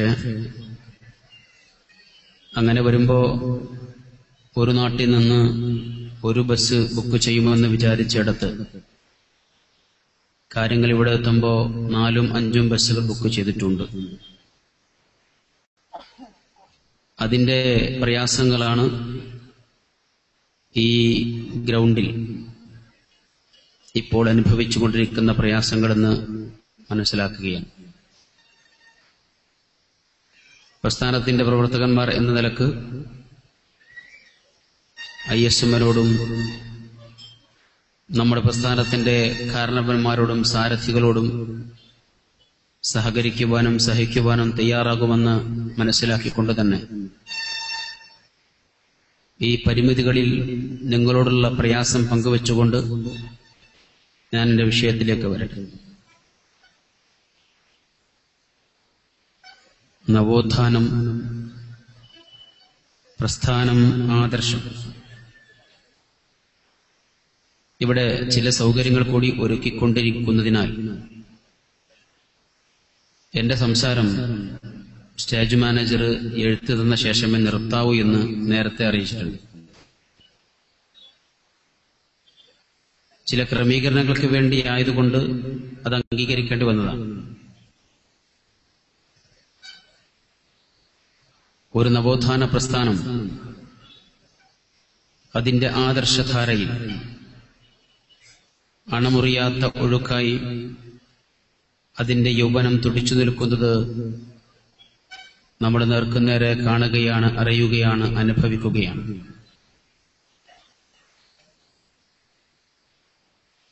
ഇരുളടഞ്ഞ അന്ധകാര നിബിഡമായ അന്ധവിശ്വാസങ്ങൾ കൊണ്ട് കലുഷിതമായ അനാചാരങ്ങൾ മതമാക്കി മാറ്റിയ ഒരു നൂറ്റാണ്ട് മുമ്പത്തെ കേരളീയ മുസ്ലിം സമൂഹത്തിന്റെ ചരിത്രം അതറിയുന്നവരും അയവർക്കുന്നവരുമാണ് നമ്മൾ. അവിടെ തൊടുത്തുവിട്ടിരിക്കുന്ന പ്രകാശകിരണങ്ങൾ വളരെ വേഗത്തിൽ പടർന്നു പന്തലിച്ച് അതിനൊരു വലിയ പ്രകാശഗോപുരമായി മാറി നിൽക്കുന്നതിന്റെ ഉദാഹരണം തന്നെയാണ് ഇവിടെ കണ്ടുകൊണ്ടിരിക്കുന്നത്. പക്ഷെ എല്ലാ വെളിച്ചത്തിനും അപ്പുറത്ത് ഇരുട്ടുണ്ടാകുമെന്നുള്ളതൊരു യാഥാർത്ഥ്യമാണ്. പകലിനപ്പുറം ഒരു രാത്രിയുണ്ടല്ലോ. അത് നമ്മുടെ നാട്ടിലും നമ്മുടെ സമൂഹത്തിലും നമ്മൾ അനുഭവിക്കുന്നുണ്ട്. ഈ ഇരുട്ടിനെ തിരിച്ചറിയുവാൻ സാധിക്കുമ്പോഴാണ് വെളിച്ചത്തിന്റെ മഹത്വവും മഹാത്മ്യതയും പ്രാധാന്യവും നമുക്ക് ബോധ്യപ്പെടുന്നത്. വിശുദ്ധ ഖുർആനും പ്രവാചകചര്യയും സ്നേഹിക്കുവാനും ആദരിക്കുവാനും ബഹുമാനിക്കുവാനുമുള്ള ചില കൃതികൾ എന്നതിനപ്പുറത്ത് ജീവിതത്തിൽ ഒരിക്കലും ഇടപെടേണ്ടതില്ലാത്ത, വിശ്വാസികളുടെ വിശ്വാസ, ആദർശ, ആചാര, അനുഷ്ഠാന ജീവിതങ്ങളിൽ എവിടെയും കയറി വരേണ്ടതില്ലാത്ത, പ്രമാണങ്ങളിൽ ഒരവസാനത്തെ സ്ഥാനം പോലും നൽകപ്പെടേണ്ടതില്ലാത്ത വിധം അവഗണിക്കപ്പെട്ട, അകറ്റപ്പെട്ടിരിക്കുന്ന ഒരു കാലഘട്ടത്തിൽ ഇസ്ലാമിന്റെ അടിസ്ഥാന പ്രമാണങ്ങളാണ് വിശുദ്ധ ഖുർആനും പ്രവാചക ചര്യയുമെന്ന് ഈ സമൂഹത്തെ പഠിപ്പിക്കുവാൻ കഠിനാധ്വാനം ചെയ്തവരാണ് നമ്മുടെ മുൻഗാമികളായിരിക്കുന്ന പണ്ഡിതന്മാർ, നേതാക്കന്മാർ. അതേ ഖുർആൻ പഠിപ്പിക്കുന്ന ആദർശധാര മനുഷ്യന് നൽകുന്ന നിർഭയത്വവും അവന് നൽകുന്ന പ്രതീക്ഷയും വളരാൻ അവനെ പ്രോത്സാഹിപ്പിക്കുന്ന അതിന്റെ നിരീക്ഷണങ്ങളും അതേറ്റവും സുപ്രധാനം തന്നെയാണ്.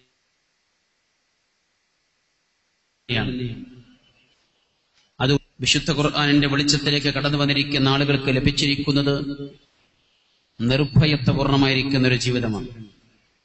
ഈ ഭൂമിയിൽ ജീവിക്കുമ്പോൾ പടച്ച റബ്ബിനപ്പുറത്ത് നമുക്കാരെയും ഭയപ്പെടേണ്ടതില്ലാത്ത, പ്രത്യേകിച്ച് അദൃശ്യമായി അഭൗതികമായി ഒരു ശക്തിയെയോ ഒരു വ്യക്തിയെയോ മനസ്സിൽ പോലും ആശങ്കയോടെ കാണേണ്ടതില്ലാത്ത അത്രയും ശക്തമായ നിർഭയത്വത്തിന്റെ ഉടമകളായി മാറുവാൻ നമുക്ക് സാധിച്ചു എന്നുള്ളതാണ്.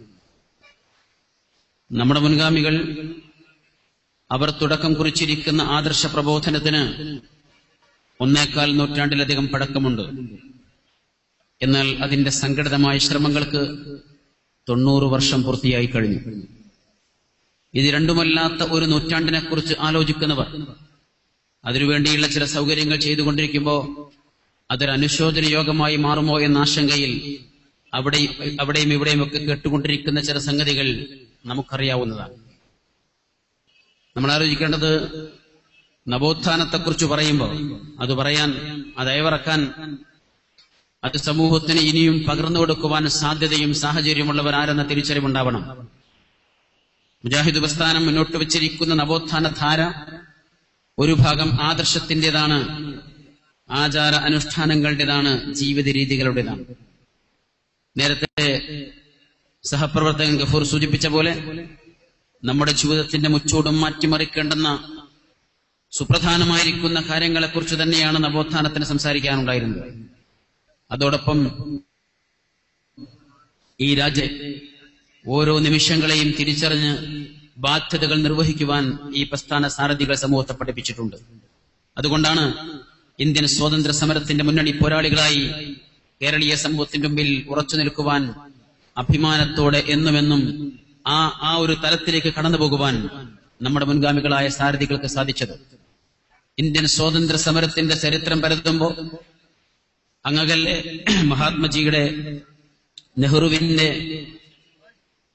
മഹാനായ ഖുർആൻ പണ്ഡിതൻ അബുൽ കലാം ആസാദിന്റെ ഒക്കെ ചരിത്രം ഓർക്കുന്നതിന്റെ കൂടെ കേരളീയ സമൂഹത്തിൽ നമുക്ക് എണ്ണിവെക്കാനുള്ളത് വക്കം അബ്ദുൽ ഖാദർ മൗലവിയും KM മൗലവിയും KM സിദി സാഹിബും മുഹമ്മദ് അബ്ദുറഹിമാൻ സാഹിബും ഈ മൊയ്ദ് മൗലവിയും.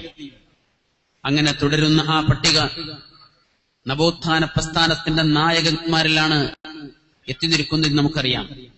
അത് വേറെങ്ങോട്ടും കയറി ചെന്നിട്ടില്ല.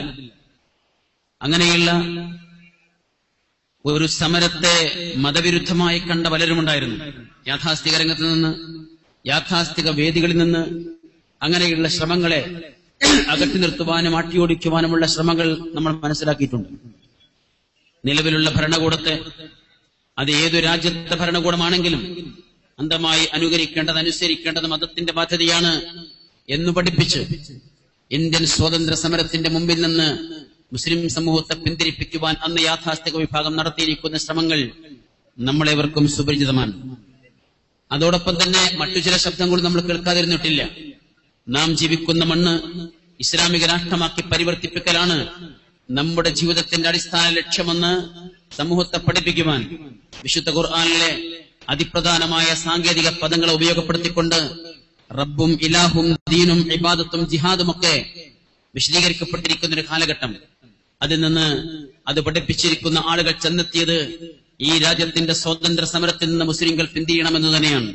മാത്രമല്ല, അതിന് എന്തെങ്കിലും സംഭാവനകൾ നൽകാൻ സാധിക്കുമെങ്കിൽ അത് ശാപവാക്കുകൾ മാത്രമായിരിക്കുമെന്നതും അവിടെ കേട്ടു തന്നെയാണ്. പക്ഷെ അതൊക്കെയാണെങ്കിലും ഈ രാജ്യം സ്വതന്ത്രമായ ഈ രാജ്യത്ത് നമ്മളെങ്ങനെ ജീവിക്കണമെന്നതിൽ ഇന്ത്യൻ മുസ്ലിങ്ങൾക്ക് കൂടുതലൊന്നും ആലോചിക്കേണ്ടി വന്നിട്ടില്ല. ഇതൊരു ജനാധിപത്യ മതേതര രാഷ്ട്രമായിട്ടാണ് വരുന്നത്. സ്വാഭാവികമായി അവിടെ ജനാധിപത്യ രാജ്യത്തിൽ, മതേതര രാഷ്ട്രത്തിൽ നമുക്ക് നമ്മുടെ ആവശ്യങ്ങൾ നമ്മുടെ സമൂഹത്തിന്റെ പ്രശ്നങ്ങൾ അവതരിപ്പിക്കാൻ സാധ്യമാകുന്ന സാഹചര്യങ്ങളെ തിരിച്ചറിഞ്ഞ് അത് ഉൾക്കൊള്ളണമെന്ന് ഇസ്ലാഹി നേതാക്കന്മാരും പണ്ഡിതന്മാരും ഈ രാജ്യത്തെ ജനങ്ങളോട് അന്ന് ഉത്ബോധിപ്പിച്ചിട്ടുണ്ട്. അത് ബഹുഭൂരിപക്ഷം വരുന്ന 95% വരുന്ന ഇന്ത്യൻ മുസ്ലിങ്ങൾക്കും അത് അന്നേ ബോധ്യപ്പെട്ടു. ചിലർക്കത് മനസ്സിലാകുവാൻ 60-65 കൊല്ലം കാത്തിരിക്കേണ്ടി വന്നു എന്ന വ്യത്യാസം മാത്രമേ ഉള്ളൂ. ഞാൻ സൂചിപ്പിച്ചത് മുജാഹിദ് പ്രസ്ഥാനം ഈ സമൂഹത്തോട് പറഞ്ഞത്, ഈ സമൂഹത്തെ നയിച്ചത്, ഈ സമൂഹത്തെ മുന്നോട്ട് ഗമിപ്പിച്ചത്, ഈ സമൂഹത്തിന് വേണ്ടി പ്രവർത്തിച്ചിരിക്കുന്ന ഏത് പ്രവർത്തന മേഖലകൾ അത് പടച്ചവൻ പൊറുക്കാത്തതോ പടപ്പുകൾ പൊറുക്കാത്തതോ രാജ്യം പൊറുക്കാത്തതോ ആയിരുന്നില്ല. മറിച്ച് പടച്ചവൻ അംഗീകരിക്കുന്നത്, പടപ്പുകൾ അംഗീകരിക്കുന്നത്, നമ്മുടെ ഭരണകൂടം അംഗീകരിക്കുന്നത്, രാജ്യം അംഗീകരിക്കുന്നത്, രാഷ്ട്രം അംഗീകരിക്കുന്നത്, ഇവിടുത്തെ ഓരോ പൗരനും അംഗീകരിക്കുന്നത്. അതുകൊണ്ട് ഇന്ത്യൻ സ്വാതന്ത്ര്യത്തിന്റെ ചരിത്രം നമ്മൾ എഴുതി അത് മുന്നോട്ട് വരുമ്പോ നമുക്ക് മനസ്സിലാകും, ഈ ലോകത്ത്, ഈ ഭൂമിയിൽ ഇസ്ലാമിക സമൂഹത്തിന്, മുസ്ലിം സമൂഹത്തിന് ഇത്രമാത്രം പ്രബോധന സ്വാതന്ത്ര്യമുള്ള ഒരു മണ്ണ് ഇനിയും മറ്റൊന്ന് കണ്ടെത്തുവാൻ ഇന്ത്യ പോലെ സാധ്യമല്ല എന്നു തന്നെയാണ്.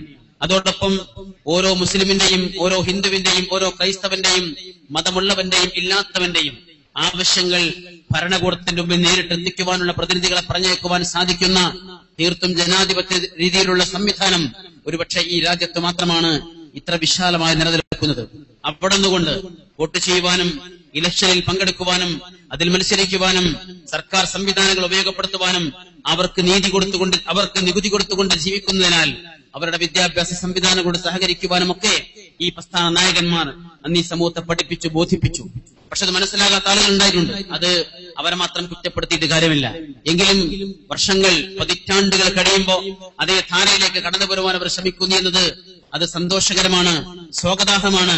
നമ്മളത് സ്വാഗതം ചെയ്യുന്നുണ്ട്. ഞാൻ സൂചിപ്പിച്ചത് ഇങ്ങനെയുള്ള വ്യത്യസ്തങ്ങളായ തലങ്ങൾ, അതോടൊപ്പം വിദ്യാഭ്യാസ രംഗത്ത്, സാമൂഹ്യ രംഗത്ത്, സാംസ്കാരിക രംഗത്ത്, രാഷ്ട്രീയ രംഗത്ത്, എവിടെയെല്ലാം ഒരു മുസ്ലിമിന് എവിടെയെല്ലാം കൈവെക്കേണ്ടതുണ്ടോ, നേരത്തെ സൂചിപ്പിച്ച പോലെ നമ്മുടെ വ്യക്തി താല്പര്യങ്ങൾക്കപ്പുറത്ത് സമൂഹത്തിലേക്ക് ഇറങ്ങിച്ചെന്ന് അയൽ രാജ്യക്കാരന്റെ, കുടുംബങ്ങളുടെ, സമൂഹങ്ങളുടെ പ്രശ്നങ്ങളിലേക്ക് ഇറങ്ങിച്ചെന്ന് പ്രവർത്തിക്കുവാൻ സാധിച്ചിരിക്കുന്ന പ്രസ്ഥാനം അതുതന്നെയാണ് നവോത്ഥാന പ്രവർത്തനങ്ങൾ കൊണ്ട് ഒരു രാജ്യം, ഒരു സമൂഹം, ഒരു സമുദായം ആഗ്രഹിക്കുന്നത്, പ്രതീക്ഷിക്കുന്നത്. അതിനുവേണ്ടിയാണ് പണിയെടുക്കുന്നത്. ആ ധാരയിലാണ് അന്ന് വക്കം മൗലവിയിൽ നമ്മൾ ഈ പേരുകൾ കടന്നു വരുമ്പോ അവസാനം നേരത്തെ സൂചിപ്പിച്ച അബൂബക്കർ കാരക്കുന്ന് വരെ എത്തി നിൽക്കുന്നത്. അതിൽ വിശുദ്ധ ഖുർആൻ പഠിപ്പിക്കുവാൻ വേണ്ടി മാത്രം ജീവിതം ഒഴിഞ്ഞു വെച്ചിരിക്കുന്ന മഹാരഥന്മാരായ NV അബ്ദുസ്സലാം മൗലവിയെ പോലെയുള്ള പണ്ഡിതന്മാരുണ്ട്. ഈ സമൂഹത്തിന് ആദർശധാരയിൽ തങ്ങളുടെ ദൗത്യ നിർവഹണത്തിൽ ഏറെ പങ്കുവഹിച്ചിരിക്കുന്ന ജമാലുദ്ദീൻ മൗലവിയും, അബ്ദുറഹിമാൻ മൗലവിയും, അതുപോലെ സെയ്ദ് മൗലവിയും, വെട്ടം അബ്ദുൽ ഹാജിയും, മർഹൂം കെ ഉമർ മൗലവിയും അടക്കമുള്ള ഒരുപാട് പണ്ഡിത നേതാക്കളുണ്ട്. ഈ പ്രസ്ഥാനത്തിന് എല്ലാ നിലക്കും അതേ താങ്ങും തണലും നൽകി, അതേ നായകത്വം നൽകി മുന്നോട്ട് നയിച്ചിരിക്കുന്ന ഒരുപാട് നേതാക്കന്മാർ, പണ്ഡിതന്മാർ, KP മുഹമ്മദ് മൗലവി വരെ എത്തി നിൽക്കുന്ന മഹാരഥന്മാരെ നേതാക്കന്മാർ, അവർക്ക് കൊടുത്തി വെച്ചിരിക്കുന്ന ആ വെളിച്ചത്തിന്റെ തുടർച്ച നാം ഏറ്റെടുത്തതാണ്. ഇവിടെ ഞാൻ സൂചിപ്പിച്ച പോലെ ISM എന്ന യുവജന പ്രസ്ഥാനത്തിന്റെ യുവാക്കളുടെ വിളി കേട്ടുകൊണ്ട് ഈ നാടിന്റെ നാനാഭാഗത്ത് എത്തിച്ചേർന്നിരിക്കുന്ന ആളുകൾ, നമ്മൾ ആലോചിക്കേണ്ടത് നമുക്ക് ഉൾക്കൊള്ളുവാൻ സാധിക്കേണ്ട നമ്മുടെ ചരിത്രവും നമ്മുടെ വർത്തമാനവും നിലവിൽ വന്നുകൊണ്ടിരിക്കുന്ന നമ്മുടെ പ്രതിസന്ധികളും വെല്ലുവിളികളും തിരിച്ചറിയുവാൻ സാധിക്കണം. ഈ ഒരു പ്രസ്ഥാനം ഈ നാട്ടിൽ ഒരു പ്രസ്ഥാനത്തിന്റെ കുറവ് നികത്തുവാൻ വേണ്ടി അങ്ങനെ കെട്ടിപ്പടച്ചുണ്ടാക്കിയതല്ല. ആദർശ പ്രബോധന രംഗത്ത് തങ്ങളുടെ ദൗത്യം നിർവഹിക്കുവാൻ വേണ്ടി ഇറങ്ങിത്തിരിച്ചിരിക്കുന്ന ആളുകളുടെ കൂട്ടായ്മ അതൊരു പ്രസ്ഥാനമായി മാറിയതാണ്.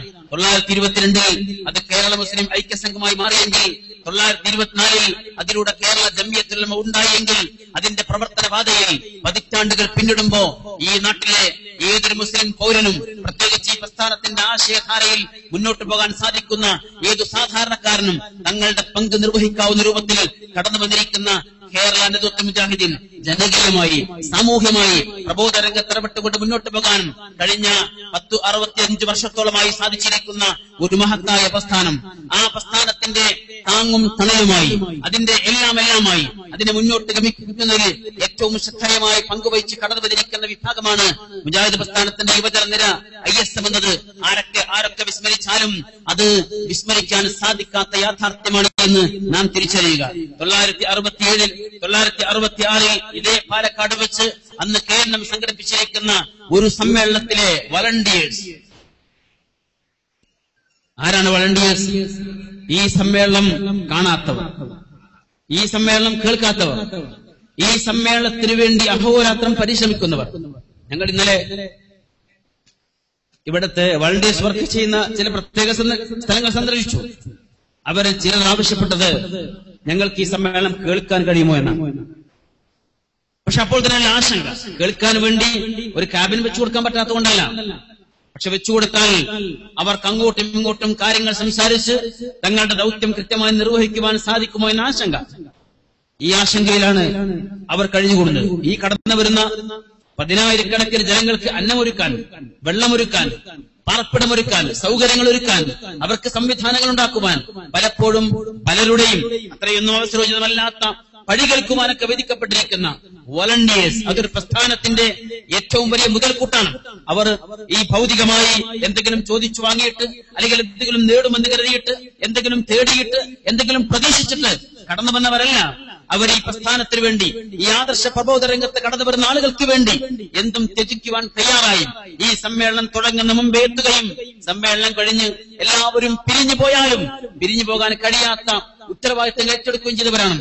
അങ്ങനെയുള്ള ഒരു വളണ്ടിയേഴ്സ് വിഭാഗം 76-ൽ ഈ പാലക്കാട്ടുണ്ടായിരുന്നു.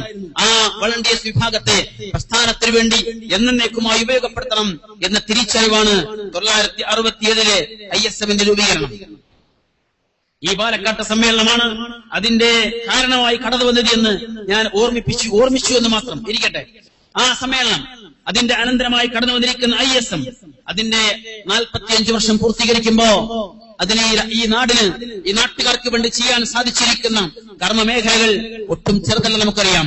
പ്രബോധന രംഗത്ത് അത് കാഴ്ചവെച്ചിരിക്കുന്നത് ഒട്ടും ചെറിയ സംഗതികളല്ല നമുക്കറിയാം. നമ്മൾ അംഗീകരിക്കുന്നവരാണ്, മനസ്സിലാക്കുന്നവരാണ്. അതോടൊപ്പം സാമൂഹ്യ രംഗത്ത്, സാംസ്കാരിക രംഗത്ത്, വിദ്യാഭ്യാസ രംഗത്ത്, ക്ഷേമ പ്രവർത്തനങ്ങളിൽ എവിടെയെല്ലാം അബൂബക്കർ കാരക്കുന്നിന്റെ ഭാഷയിൽ പറഞ്ഞാൽ ISM ചെയ്തിരിക്കുന്ന തെറ്റെന്താണ്? രാജ്യത്ത് നിരക്കാത്ത വല്ലതും ഈ ISM ചെയ്തു വെച്ചിട്ടുണ്ടോ? പടച്ചവന് നിരക്കാത്ത വല്ലതും ചെയ്തു വെച്ചിട്ടുണ്ടോ? പടപ്പുകൾക്ക് ആവശ്യമില്ലാത്ത വല്ലതും ചെയ്തു വെച്ചിട്ടുണ്ടോ? അതിന്റെ ഓരോ പ്രമേയങ്ങൾ, ഓരോ സന്ദേശങ്ങൾ, ഓരോ പ്രചരണങ്ങൾ, ഓരോ പ്രവർത്തനങ്ങൾ എല്ലാം പരിശോധിക്കുക. ഇവിടെ നമ്മുടെ മെഡിക്കൽ എയ്ഡ് സെന്ററിന്റെ ചില പ്രവർത്തനങ്ങളെ കുറിച്ചുള്ള ചാർട്ടുകൾ കാണാൻ കഴിയും. അവർ ചെയ്തു വെക്കുന്ന പ്രവർത്തനം എന്താ? ആയിരക്കണക്കിന് നിർധനരായ രോഗികൾക്ക് ദിവസവും ഭക്ഷണവും മരുന്നും സൗജന്യമായി നൽകാൻ സാധിക്കുന്ന ഒരു വലിയ സംരംഭം ഇന്ന് കേരളത്തിൽ നടന്നുകൊണ്ടിരിക്കുന്ന പാലിയേറ്റീവ് പ്രവർത്തനങ്ങൾക്ക് തീർച്ചയായും നേതൃപദവി നൽകിയിരിക്കുന്ന ഒരു മഹത്തായ പ്രസ്ഥാനം. മാത്രമല്ല, അതിന്റെ നമ്മളിങ്ങനെ വായിച്ചു നോക്കൂ, 85ഓളം 10 വയസ്സിന് താഴെയുള്ള കുട്ടികളുടെ ഹാർട്ട് ഓപ്പറേഷൻ നടത്തിയിട്ടാണ് അവർ അതിന്റെ പ്രവർത്തനം ഇനിയും തുറന്നു കൊണ്ടുപോകുന്നത്. കിഡ്നി രോഗികൾക്കിടയിൽ, ക്യാൻസർ രോഗികൾക്കിടയിൽ, ഹാർട്ട് പേഷ്യൻസിനിടയിൽ, അതുപോലെ മറ്റു രോഗികൾക്കിടയിൽ, സാധാരണക്കാരായ നിരാലംബരായ ആളുകൾക്കിടയിൽ സേവനം അനുഷ്ഠിച്ചുകൊണ്ടിരിക്കുന്ന ഒരു വിഭാഗം ISMന്റെ സൃഷ്ടിയാണത്, അതിന്റെ സംരംഭമാണത്, അതിന്റെ മക്കളാണത്. നാം അത് തിരിച്ചറിയേണ്ടതുണ്ട്. ഞാൻ സൂചിപ്പിച്ചത്, രോഗം വന്നത് മനുഷ്യനങ്ങനെയാണ്. രോഗം വരുമ്പോ ആദ്യം കയ്യിലുള്ളതെടുത്ത് ചികിത്സിക്കും, പിന്നെ ചിലപ്പോ ജോലി മാറ്റിവെച്ച് അതിനു വേണ്ടി ഇറങ്ങും, ഉള്ള കച്ചവട സ്ഥാപനം വിറ്റൊടിമാക്കും, അവസാനം വീടും പുരയിടവും പണയം വെച്ച് ചികിത്സയിലൂടെ മുന്നോട്ട് പോകുന്നു.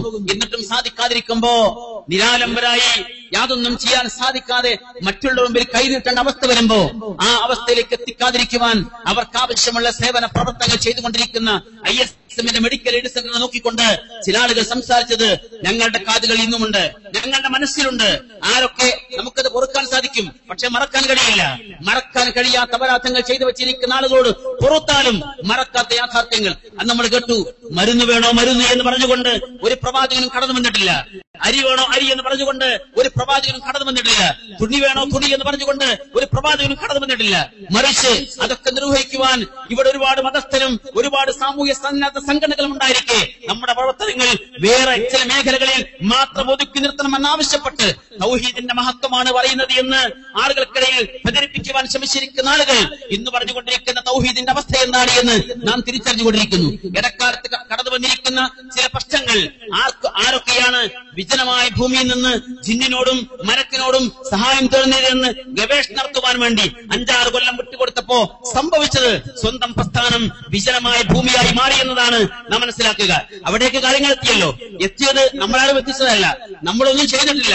നമ്മുടെ ദൗത്യ നിർവഹണവുമായി മുന്നോട്ട് പോകുക മാത്രമാണ് ചെയ്തത്. ആ കാര്യത്തിൽ നമുക്കൊട്ടും പിഴച്ചില്ല, നമുക്കൊട്ടും തെറ്റിയില്ല. നമ്മൾ ആ വഴിയെ ശക്തമായി സജ്ജരായി മുന്നോട്ട് പോയി. ഈ പ്രസ്ഥാനത്തിന്റെ ആദർശധാരയിൽ കടുകട വ്യത്യാസമില്ലാതെ, അണുവളവ് വ്യതിചലിക്കാതെ വിശുദ്ധ ഖുർആനും പ്രവാചക ചര്യയും പഠിപ്പിച്ചിരിക്കുന്ന പ്രമാണനിബദ്ധമായ യുക്തിഭദ്രമായ ആദർശ പ്രബോധന രംഗത്ത് ISM നിറഞ്ഞു നിന്നു.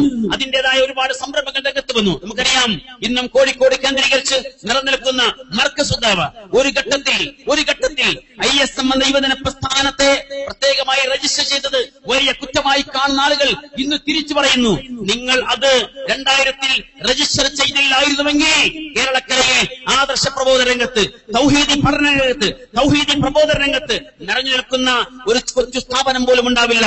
എന്തുകൊണ്ട്? ആ സ്ഥാപനം ഇന്ന് ജിന്ന് പൂജകരുടെ, അടിച്ചികിത്സകരുടെ, സിഹിർ ബാധക്കാരുടെ, കണ്ണേറുകാരുടെ കൈകളിലായിരിക്കും അതിനുള്ള കേന്ദ്രമായി അത് മാറിയിരിക്കും. അതിനെ മുൻകൂട്ടി കണ്ടുകൊണ്ട് ദീർഘദൃഷ്ടിയോടെ നിങ്ങൾ ചെയ്തു വെച്ചിരിക്കുന്ന ഏറ്റവും വലിയ മഹത്തായ സേവനമാണ് ISM എന്ന യുവജന പ്രസ്ഥാനത്തെ ഈ രാജ്യത്തിന്റെ നിയമത്തിന് വിധേയമായിക്കൊണ്ട് രജിസ്റ്റർ ചെയ്തതെന്ന് അപ്പുറത്തുനിന്ന് ആളുകൾ പറഞ്ഞുകൊണ്ടിരിക്കുന്ന ഒരു സന്ദർഭത്തിലാണ് ISM ഈ സമ്മേളനം ഇവിടെ സംഘടിപ്പിച്ചുകൊണ്ടിരിക്കുന്നത്. ഞാൻ സൂചിപ്പിച്ചത്, നമുക്ക് തെറ്റിയിട്ടില്ല, നമുക്കെവിടെയും തെറ്റിയിട്ടില്ല, തെറ്റു പറയേണ്ടി വന്നിട്ടില്ല, തെറ്റു ചെയ്യേണ്ടി വന്നിട്ടില്ല, അതുകൊണ്ട് തിരുത്തേണ്ടി വന്നിട്ടില്ല. അതാണ് വസ്തുത. ആ നിലയ്ക്ക് നമ്മൾ ഇന്ന് മുന്നോട്ട് പോകുന്നു. ഈ പ്രസ്ഥാനം ഏറ്റവും സജീവമായി കടന്നു പോകുമ്പോഴാണ് ഇതിനെ തകർക്കുവാൻ ഊഴം കാത്തുനിന്നിരിക്കുന്ന, തക്കം പാർത്തുനിന്നിരിക്കുന്ന ആളുകൾ ചില ശ്രമങ്ങൾ നടത്തിയത്. നേരത്തെ ഷഫീഖ് അസ്ലമിന്റെ പ്രസംഗത്തിന്റെ അവസാനം പറഞ്ഞുവല്ലോ, മഹാനായിരിക്കുന്ന ഉസ്മാൻ ബിൻ അഫ്ഫാൻ റളിയല്ലാഹു അൻഹു അതിക്രൂരമായി കഠിനമായി കൊല്ലപ്പെട്ട സാഹചര്യം നമ്മൾ മനസ്സിലാക്കി. പക്ഷേ അതിന്റെ കാരണം എങ്ങനെയാ പടച്ചുണ്ടാക്കിയത്? മഹാനായ ആ വ്യക്തിത്വത്തിന് നേരെ ചില തൽപര കക്ഷികൾ ആരോപിച്ചുണ്ടാക്കിയിരിക്കുന്ന ആരോപണങ്ങളുടെ അവസ്ഥ, അതിന്റെ ഗുണം, അതിന്റെ മണം, അതിന്റെ നിറം, അതിന്റെ എണ്ണം എല്ലാം കേരളത്തിലെ മുജാഹിദ് പ്രസ്ഥാനത്തിന്റെ പിളർപ്പിന് നേതൃത്വം കൊടുത്തിരിക്കുന്ന ആളുകൾ മുന്നോട്ട് കൊണ്ടുവന്നിരിക്കുന്ന അതേ ആദർശ വ്യതിയാന ആരോപണങ്ങൾക്ക് സമാനമാണ് എന്ന് നാം തിരിച്ചറിയുക. അന്നത്തെ ആരോപണങ്ങളുടെ ഏറ്റവും വലിയ പ്രത്യേകത അത് ഏറെയും അർത്ഥസത്യങ്ങളായിരുന്നു. അസത്യങ്ങളെക്കാൾ അപകടം ചെയ്യുന്ന അർദ്ധസത്യങ്ങൾ. ആ അർദ്ധസത്യങ്ങളാണ് ഉസ്മാൻ ബിൻ അഫ്ഫാൻ റളിയല്ലാഹു അൻഹുവിനെ അവർ തൊടുത്തുവിട്ടത്. അതാണ് അദ്ദേഹത്തിന്റെ മരണത്തിൽ കലാശിച്ചത്. രണ്ടാമത്തെ മറ്റൊരു വസ്തുത, ഉസ്മാൻ ബിൻ അഫ്ഫാൻ റളിയല്ലാഹു അൻഹുവിനെതിരെ അവർ തൊടുത്തുവിട്ടിരിക്കുന്ന അസത്യങ്ങളും അർദ്ധസത്യങ്ങളും നിറഞ്ഞിരിക്കുന്ന ആരോപണങ്ങളുടെ കൃത്യമായ എണ്ണം 18 ആയിരുന്നു എന്ന് നാം തിരിച്ചറിയുക. മുജാഹിദ് പ്രസ്ഥാനത്തെ പിളർപ്പിലേക്ക് നയിച്ചിരിക്കുന്ന, അത് അനുഗ്രഹമായി കാണുന്ന, അതൊരു അനിവാര്യമാണ് എന്ന് മനസ്സിലാക്കുന്ന ആളുകൾ അന്ന് നമുക്ക് നേരെ തൊടുത്തുവിട്ടിരിക്കുന്ന വ്യതിയാന ആരോപണങ്ങൾ പരിശോധിക്കുക. കേരള ജംഇയ്യത്തുൽ ഉലമ എന്ന പണ്ഡിത സംഘം ഒരു ഘട്ടത്തിൽ രേഖപ്പെടുത്തി ഓരോ യൂണിറ്റുകൾക്ക് അയച്ചു കൊടുത്തുവല്ലോ. നിങ്ങൾ നോക്കുക, ആ എണ്ണം കൃത്യം 18 ആണ്. ഉസ്മാൻ ബിൻ അഫ്ഫാൻ റളിയല്ലാഹു അൻഹുവിനെതിരെ അന്ന് ആരോപിച്ചിരിക്കുന്ന ആരോപണങ്ങളുടെ എണ്ണത്തിൽ മാത്രമല്ല ഇത് യോജിക്കുന്നത്, അതിന്റെ രൂപത്തിലും ഭാവത്തിലും നമ്മുടെ നേതാക്കന്മാർക്ക് നേരെ, നമ്മുടെ ഘടകങ്ങൾക്ക് നേരെ, പ്രത്യേകിച്ച് ISM എന്ന യുവജന പ്രസ്ഥാനത്തിനെതിരെ ആരോപിച്ചിരിക്കുന്ന ആരോപണങ്ങൾ ഏറെയും അർത്ഥസത്യങ്ങൾ, പിന്നെ കൂട്ടിക്കലർത്തിയിരിക്കുന്ന അസത്യങ്ങൾ, പിന്നെ പലരും പടച്ചുണ്ടാക്കിയിരിക്കുന്ന ഊഹാപോഹങ്ങൾ. അതിന്റെ പേരിൽ ഒരു മഹത്തായ പ്രസ്ഥാനത്തിന്റെ ആദർശ പ്രബോധനത്തിന് കൂച്ചുവലങ്ങിടുവാൻ ശ്രമിച്ചിരിക്കുന്ന ആളുകൾ ഇന്നവിടെ നിൽക്കുന്നു. ആലോചിക്കുക, എന്താണ് ISM ചെയ്ത തെറ്റ്? 4 മരം പിടിപ്പിച്ചതാണോ? നമുക്ക് വെട്ടിമാറ്റാമായിരുന്നു. 4 പേരെ ഹജ്ജിന് കൊണ്ടുപോയതാണോ? തിരിച്ചു വിളിക്കാൻ നിർവാഹമില്ല, അവർ ഹജ്ജ് ചെയ്തു പോയി. അങ്ങനെയുള്ള ചില അബദ്ധങ്ങളാണോ ഈ പ്രസ്ഥാനം ചെയ്തു വെച്ചത്? ഞാൻ ആദ്യമായി ചോദിച്ചത്, പടച്ചവൻ പൊറുക്കാത്ത എന്ത് പാപമാണ് ഈ മഹത്തായ പ്രസ്ഥാനം ചെയ്തത്? പടപ്പുകൾ പൊറുക്കാത്ത എന്ത് പാപമാണ് ഈ പ്രസ്ഥാനം ചെയ്തത്? നാം മുന്നോട്ട് വെച്ചിരിക്കുന്ന ഓരോ പ്രമേയങ്ങളും ഈ നാടേറ്റെടുത്തില്ലേ? നമുക്കറിയാം, 1992 ഇതേ പാലക്കാട് കോട്ട മൈതാനിൽ വെച്ച് മുജാഹിദ് പ്രസ്ഥാനത്തിന്റെ സംസ്ഥാന സമ്മേളനം നടക്കുന്ന ആ ഘട്ടത്തിലാണ് 92 ഡിസംബർ 6 ബാബരി മസ്ജിദിന്റെ താലികക്കുടങ്ങൾ ഇവിടുത്തെ ഫാസിസ്റ്റ് ശക്തികൾ തല്ലി തകർക്കുന്നത്. എന്നാൽ ആ ഒരു ഘട്ടത്തിൽ 1992 ഡിസംബർ അവസാന വാരത്തിൽ പാലക്കാട് കോട്ട മൈതാനിയിൽ മുജാഹിദ് പ്രസ്ഥാനത്തിന്റെ സംസ്ഥാന സമ്മേളനം നടക്കുമ്പോ മതം മനുഷ്യ സൗഹാർദ്ദത്തിന് എന്ന പ്രഖ്യാപനവുമായി ഈ സംഘം മുന്നോട്ട് പോകുമ്പോ അതിനെ പിന്നോട്ട് വലിക്കാൻ പലരുമുണ്ടായിരുന്നു, പല ആളുകളുമുണ്ടായിരുന്നു. അവർക്കിടയിലേക്ക് ഇറങ്ങിച്ചെന്നുകൊണ്ട് ISM ഉയർത്തിവിട്ടിരിക്കുന്ന ഏറ്റവും വലിയ സന്ദേശമാണ് മതം തീവ്രവാദത്തിനെതിരെ എന്ന്. അത് പറയാൻ കേരളത്തിലെ മുസ്ലിം സംഘടനകൾ, മുസ്ലിം ചെറുപ്പക്കാർ വെറുത്തുനിന്ന, മാറി നിന്ന, അവർ ഏറെ അകന്നു നിന്നിരിക്കുന്ന ആ ഒരു സാഹചര്യത്തിൽ മതം തീവ്രവാദത്തിനെതിരെ എന്ന് ശക്തമായി സംസാരിക്കുവാൻ ശ്രമിച്ചപ്പോ പലരും ISMനെ ഉപദേശിച്ചിരുന്നു. എന്താ ഉപദേശം? നമ്മൾ ഇപ്പോഴെങ്കിലും ഈ തീവ്രവാദികളുടെ കൂടെ ഒന്ന് കൂടിക്കൊടുക്കേണ്ട സമയമല്ലേ? കാരണം നമ്മുടെ ഒരു ആരാധനാലയമാണല്ലോ തകർക്കപ്പെട്ടിരിക്കുന്നതെന്ന് വിശുദ്ധ ഖുർആൻ പഠിപ്പിച്ചിരുന്നു.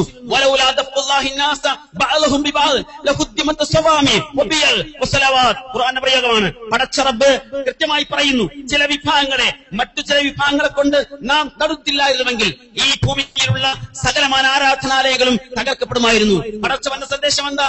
ഒരു ആരാധനാലയം തകർക്കപ്പെട്ടുകൂടാ. അത് മുസ്ലിങ്ങളുടെ പള്ളി മാത്രമല്ല, ക്ഷേത്രങ്ങള്, ചർച്ചുകള്, കലീസകള്, ജൂതമഠങ്ങള്, കൂടെ മുസ്ലിം പള്ളികള് ഒന്നും തകർക്കപ്പെടാതിരിക്കുവാൻ പടച്ച റബ്ബ് ആ നിലക്കുള്ള സംവിധാനങ്ങൾ ഭൂമിയിൽ ചെയ്യുന്നു എന്നാണ് പഠിപ്പിക്കുന്നതെങ്കിൽ നമ്മൾ ആലോചിക്കുക, എനിക്ക്, ഞാൻ, എന്റെ കുടുംബം, എന്റെ സമ്പത്ത്, എന്റെ വീട്, എന്റെ ആരാധനാലയം, ഇതൊക്കെ സംരക്ഷിക്കപ്പെടണം എന്ന ആഗ്രഹമുണ്ട്, അതിന് താല്പര്യമുണ്ട്, അതിനുള്ള അവകാശമുണ്ട്, അതിനുള്ള അർഹതയുണ്ട് ധാർമ്മികമായി. എങ്കിൽ അതുപോലെ ആലോചിക്കുക, അപ്പുറത്തൊരു മതവിശ്വാസിയുണ്ട്, അപ്പുറത്ത് മറ്റൊരു മതവിശ്വാസിയുണ്ട്. അയാൾക്ക് അയാളുടെ വ്യക്തിത്വം, അയാളുടെ കുടുംബം, അയാളുടെ സമ്പത്ത്, അയാളുടെ വീട്, അയാളുടെ ആരാധനാലയം എല്ലാം സംരക്ഷിക്കപ്പെടുവാനുള്ള അവകാശമുണ്ട്, ധാർമ്മികമായി അധികാരമുണ്ട് എന്ന സന്ദേശം കേരളീയ സമൂഹത്തിന് വകവെച്ചു കൊടുത്തിരിക്കുന്ന, നൽകിയിരിക്കുന്ന പ്രസ്ഥാനമാണ് മുജാഹിദ് പ്രസ്ഥാനം, പ്രത്യേകിച്ച് അതിന്റെ യുവജന വിഭാഗം. ഇന്ന് ഈ സന്ദേശം, തീവ്രവാദത്തിനെതിരെയുള്ള സന്ദേശം കേരളക്കരയിലെ ഏതാണ്ട് എല്ലാ സംഘടനകളും, മുസ്ലിം സംഘടനകൾ മാത്രമല്ല മറ്റു മത സംഘടനകൾ, മറ്റു രാഷ്ട്രീയ സംഘടനകൾ ഒരുമിച്ച് ഏറ്റെടുത്തത് നാം മനസ്സിലാക്കിയതാണ്. അങ്ങനെ ഓരോ മേഖലയിൽ പരിസ്ഥിതി ക്യാമ്പയിൻ നടത്തി, നമ്മള് മരം വെച്ച് പിടിപ്പിക്കുന്ന ക്യാമ്പയിൻ നടത്തി, നമ്മള് എയ്ഡ്സിനെതിരെ ക്യാമ്പയിൻ നടത്തി, അധാർമികതയ്ക്കെതിരെ ക്യാമ്പയിൻ നടത്തി. നമ്മൾ മുന്നോട്ട് വെച്ചിരിക്കുന്ന ഏതെങ്കിലും ഒരു സംഗതി കേരളീയ സമൂഹം ഏറ്റെടുക്കാതെ, അംഗീകരിക്കാതെ പോയിട്ടുണ്ടോ എന്ന് നാം തിരിച്ചറിയേണ്ടതുണ്ട്. എങ്കിൽ എന്തിനായിരുന്നു ഈ മഹത്തായ പ്രസ്ഥാനത്തിൽ ഈ പ്രശ്നമുണ്ടാക്കിയത്? ആലോചിക്കുക. തിരിച്ചു വരട്ടെ. അന്ന് 2002 ഓഗസ്റ്റ് മാസം 2-ാം തീയതി ISM എന്ന ഈ യുവജന പ്രസ്ഥാനത്തിലെ പ്രബോധന പ്രവർത്തനങ്ങൾക്ക് കൂച്ചുവലം കെട്ടുകൊണ്ട് ഇതിനെ പിരിച്ചുവിടുന്നതായി ഏറെ അഹങ്കാരത്തോടെ പ്രഖ്യാപിച്ചിരിക്കുന്ന ആളുകൾ അന്ന് പകരം കൊണ്ടുവന്ന മറ്റൊരു 35-അംഗ സമിതി ഉണ്ടായിരുന്നു. അവരിന്ന് എവിടെയാണ്? ആ 35-അംഗ സമിതി ഇന്ന് എവിടെയാണ്? അവർക്കെന്തു പറ്റി? കറകളഞ്ഞ ആദർശത്തിന്റെ വക്താക്കളാണ് എന്ന്, അച്ചടക്ക ബോധത്തിന്റെ മകുടോദാഹരണങ്ങളാണ് എന്ന് ഉത്തരവാദപ്പെട്ട ആളുകൾ കേരളത്തിലെ ദൃശ്യശ്രാവ്യ മാധ്യമങ്ങൾക്ക് ഇന്റർവ്യൂ നൽകിയിരിക്കുന്ന ആ മഹാന്മാരായിരിക്കുന്ന ആ ചുണക്കുട്ടികൾ എവിടെയാണെന്ന്, അവരുടെ അവസ്ഥ എന്താണ്? മിനിഞ്ഞാന്ന് തലശ്ശേരിയിൽ ഉണ്ടാക്കിയിരിക്കുന്ന പ്രശ്നം, ഇന്നലെ മാറഞ്ചേരിയിൽ ഉണ്ടാക്കിയിരിക്കുന്ന പ്രശ്നം, ഇന്ന് പുളിക്കൽ ഉണ്ടാക്കാനിരിക്കുന്ന പ്രശ്നം ആരുടെ കയ്യുന്നാണ്? എവിടെ നിന്നാ കടന്നു വന്നത്? എന്താണ് അവസ്ഥകൾ? ആലോചിക്കേണ്ടതുണ്ട്. തുറന്നുകൊണ്ടിരിക്കുക. വിദേശ സ്വദേശത്തും, റിയാദിൽ പ്രശ്നം, കുവൈത്തിൽ പ്രശ്നം, അതുപോലെ UAE പ്രശ്നം, ഖത്തറിൽ പ്രശ്നം, മസ്കത്തിൽ പ്രശ്നം. എവിടെ നോക്കിയാലും പ്രശ്നമില്ലാത്ത ഏതെങ്കിലും ഒരു മേഖലയുണ്ടോ? സാധാരണ നമ്മുടെ സംസ്ഥാന സമ്മേളനം സംഘടിപ്പിക്കുമ്പോ നാടുകളെ ആയിരക്കണക്കിന് പ്രചണ്ഡമായ പ്രബോധന പ്രവർത്തനങ്ങൾ നിർവഹിച്ചിട്ട് അതിന്റെ സമാപനമായിരിക്കും നമ്മുടെ സംസ്ഥാന സമ്മേളനം, ഏതു ഘടകത്തിന്റെയും. എന്നാൽ ചില ആളുകൾ ഇന്ന് സംഘടിപ്പിക്കുന്ന പലതും പരിശോധിച്ചാൽ അവസ്ഥ എന്താ? നാട്ടിലൂടെ നടന്നുകൊണ്ടിരിക്കുന്ന കയ്യാങ്കളികളുടെ പൊട്ടലുകളുടെ ചീറ്റലുകളുടെ ഏറെയേറെ പ്രശ്നങ്ങളുടെ പ്രതിസന്ധികളുടെ ഒരു സമാഹരണമാണ് നടക്കാനിരിക്കുന്ന മറ്റൊരു സമ്മേളനമെന്ന് നാം തിരിച്ചറിയുക. ആളുകൾ ഇതിന് 8-ാം സമ്മേളനമെന്ന് പേരിട്ടാലും ജനങ്ങൾ വിചാരിക്കുന്നത് 8 നിലയിൽ പൊട്ടാനുള്ള സമ്മേളനമാണോ എന്നിടത്തേക്ക് കാര്യങ്ങൾ എത്തിയിട്ടുണ്ട്. അതിൽ ഔദ്യോഗികമായിരിക്കുന്ന കലഹത്തിന്റെ വേദിയായി മാറുമെന്ന് ആളുകൾ നിരീക്ഷിച്ചുകൊണ്ടിരിക്കുന്നുണ്ട്. അതിനുള്ള കോപ്പുകളാണ് എറണാകുളം കേന്ദ്രീകരിച്ച് കൊട്ടേഷൻ സംഘങ്ങൾക്ക് നൽകിയിരിക്കുന്ന നിർദ്ദേശങ്ങളെന്ന് നാം തിരിച്ചറിയുക. ഞാൻ സൂചിപ്പിച്ചത്, എവിടെയാണ് ഈ 35 ആളുകൾ? അവരുടെ ക്വാളിറ്റിയും പിരിച്ചുവിടപ്പെട്ടിരിക്കുന്ന 35 ആളുകളുടെ ക്വാളിറ്റിയും നമ്മൾ താരതമ്യം ചെയ്തുകൂടെ? എന്നായിരുന്നു പ്രശ്നം. മുജാഹിദ് പ്രസ്ഥാനത്തിന്റെ ആദർശധാരയിൽ ഈ ഘടകത്തിന് സംഭവിച്ചിരിക്കുന്ന അപജയം എന്താണ്? അബദ്ധം എന്താണ്? പോരായ്മ എന്താണ്? ആർക്കെങ്കിലും ചൂണ്ടിക്കാണിക്കാൻ സാധിക്കുമോ? നമുക്ക് തൗഹീദില്ലെന്ന് പറഞ്ഞവർക്ക് എന്താണ് തൗഹീദ് എന്ന് പറഞ്ഞു കൊടുക്കാൻ നമ്മൾ തന്നെ തിരിച്ചു ചെല്ലേണ്ട അവസ്ഥയിലേക്ക് കാര്യങ്ങൾ എത്തിയല്ലോ.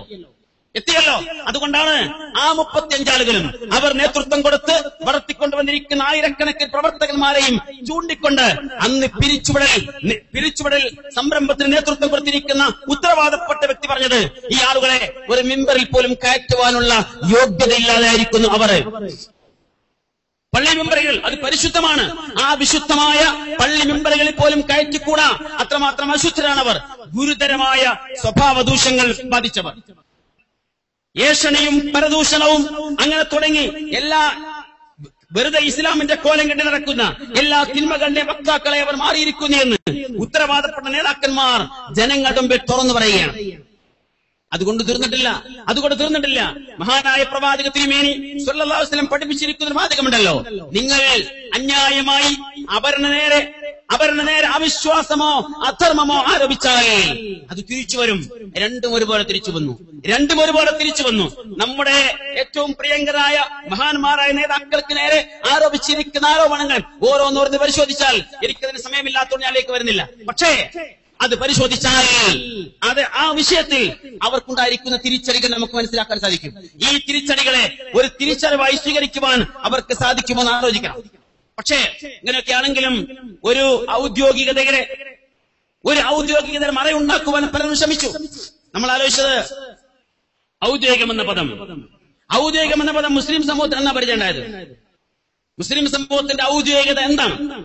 മഹാനായ മുഹമ്മദ് നബി സല്ലല്ലാഹു അലൈഹി വസല്ലം മക്കയിൽ ഇസ്ലാമിക പ്രബോധനം നിർവഹിച്ചുകൊണ്ടിരിക്കുമ്പോ അബൂജാഹിലും അബൂലഹബും മുത്തുബത്തും ശൈബത്തും വിറൽ പിടിച്ച് രംഗത്ത് വന്നു.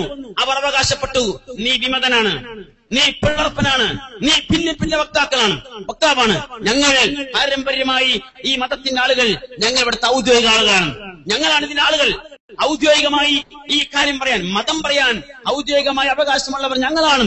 ഞങ്ങൾ പറയുന്നത് ജനങ്ങൾ കേട്ടാൽ മതി, നീയും കേട്ടാൽ മതി എന്നിടത്തേക്ക് അവർ വന്നത്. നമുക്കതൊന്നും മനസ്സിലായില്ല. പക്ഷേ കുറച്ചുകൂടി കാര്യങ്ങൾ മുന്നോട്ട് പോയി തിരിഞ്ഞു. നോക്കൂ, ഇതേ അബൂജാഹിലും അബൂലഹബും ഒക്കെ ഒരു പ്രത്യേകമായ ഗൂഢാലോചന നടത്തിയല്ലോ. എന്തിന്? വിശുദ്ധ ഖുർആനെ വിമർശിക്കാൻ. എങ്ങനെ വിമർശിക്കണം? ജനങ്ങൾ, സാധാരണക്കാരായ ആളുകൾ ഖുർആനിലേക്ക് കൂട്ടമായി കടന്നു വരുന്നു, ഇസ്ലാമിലേക്ക് കടന്നു വരുന്നു. തടുക്കുവാൻ ഇവരുടെ ഭീഷണിയോ പ്രലോഭനങ്ങളോ പ്രകോപനങ്ങളോ മതിയാകുന്നില്ല. അവരെടുക്കുന്ന ആയുധങ്ങൾക്ക് മൂർച്ച പോരാ.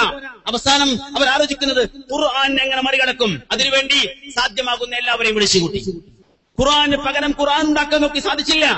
പല ആക്ഷേപങ്ങൾ, ഒന്നും സാധിക്കുന്നില്ല. അവസാനം അവർ തീരുമാനിച്ചെന്താ, ഇത് പറഞ്ഞുകൊണ്ടിരിക്കുന്ന മുഹമ്മദിന് വട്ടാണെന്ന് പറയാ. ഏതോ ആളുകൾ ചെയ്തിരിക്കുന്ന മാരണം ബാധിച്ച് തലക്കിലക്കില്ലാതെ അന്തമില്ലാതെ വിളിച്ചു പറയുന്ന കാര്യങ്ങളാണ് ഈ വിശുദ്ധ ഖുർആൻ എന്ന് വിളിച്ചു പറഞ്ഞേക്കെന്ന് അവർ ഗൂഢാലോചന തീരുമാനിച്ച് ജനങ്ങളോട് വിളിച്ചു പറഞ്ഞു. അവരെ കുറിച്ച് ഖുർആൻ പറഞ്ഞു, ഇത് അല്ലയോ ജനങ്ങളെ, നിങ്ങൾ പിന്തുടരുന്നത് കേവലം മരണം ബാധിച്ചിരിക്കുന്ന ഒരു മനുഷ്യനെ മാത്രമാണ് എന്ന് അക്രമികൾ പറഞ്ഞിരിക്കുന്ന ആ സന്ദർഭം ശ്രദ്ധിക്കേണ്ടതാണ്, ഓർമ്മ വെക്കേണ്ടതാണ്, അനുസ്മരിക്കേണ്ടതാണ്, എന്നെന്നും മനസ്സിലോർത്ത് വെക്കേണ്ടതാണ്. അവരെ കുറിച്ച് ഖുർആൻ കൂടി പറഞ്ഞു,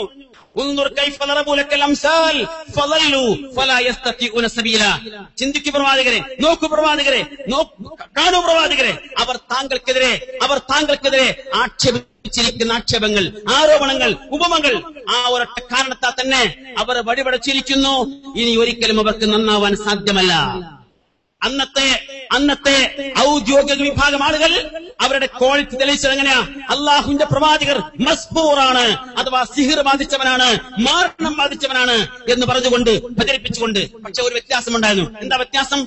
പറയുന്നവർക്കറിയാം പ്രവാചക തിരുമേനിക്ക് സിഹിർ ബാധിക്കുകയില്ല എന്ന്. മക്കയിലും മദീനയിലും ഉണ്ടായിരുന്ന നൂറുകണക്കിന്, ആയിരക്കണക്കിന് സാഹിർമാർ ഒരുമിച്ച് കൂടിയിട്ട് പ്രവാചകർക്ക് എന്തെങ്കിലും ഒന്ന് ചെയ്തു വെക്കാൻ സാധിക്കുമായിരുന്നുവെങ്കിൽ അതവർ നേരത്തെ ചെയ്യുമായിരുന്നു. പ്രവാചക തിരുമേനി മക്ക വിട്ട് മദീനയിലേക്ക് പോകുന്നു എന്നറിയുമ്പോ അദ്ദേഹത്തെ കൊല്ലുവാൻ വേണ്ടി വാലെടുത്ത് വീട് ചുറ്റും കൂടിയിരിക്കുന്ന ആളുകൾ നമുക്കറിയാമല്ലോ. ആ ആളുകൾ അത് ചെയ്യേണ്ടതില്ല. 10, 100, 1000 സാഹിർമാരെ വിളിച്ച് പ്രവാചക തിരുമേനിക്ക് ഭ്രാന്താക്കി കളയാൻ, തലതിരിച്ചു കളയാൻ, അല്ലെങ്കിൽ കൊന്നുകളയാൻ വേണ്ടി ആരും അറിയാതെ ഒരു സിഹിർ ചെയ്ത് ആ പണിയൊപ്പിച്ച് അദ്ദേഹത്തെ അപകടപ്പെടുത്താമെന്ന് അവർക്ക് ആലോചിക്കാമായിരുന്നു. പക്ഷെ അവർക്കറിയാം പടച്ചറബിൽ യഥാർത്ഥ രൂപത്തിൽ വിശ്വസിക്കുന്ന ഒരു വിശ്വാസിക്ക് അദൃശ്യമായി, അഭൗതികമായി കുരുത്തം കൊടുക്കാൻ പറ്റാത്ത പോലെ കുരുത്തക്കേടും കൊടുക്കാൻ ഒരു ശക്തിക്കും പടച്ചവനല്ലാതെ മറ്റൊരു ശക്തിയും സാധ്യമല്ല എന്ന് അവർക്കറിയാമായിരുന്നു. അതുകൊണ്ട് പ്രവാചക തിരുമേനി സിഹിർ ബാധിച്ചവനാണ് എന്ന് അവർ ആക്ഷേപിച്ചത് മനസ്സിൽ തട്ടാതെയാണ്, സ്വന്തം മനസ്സുകൊണ്ട് അംഗീകരിക്കാതെയാണ്, വിശ്വസിക്കാതെയാണ്, നാവ് കൊണ്ട് പറഞ്ഞുണ്ടാക്കിയിരിക്കുന്ന ആരോപണങ്ങൾ മാത്രമായിരുന്നു.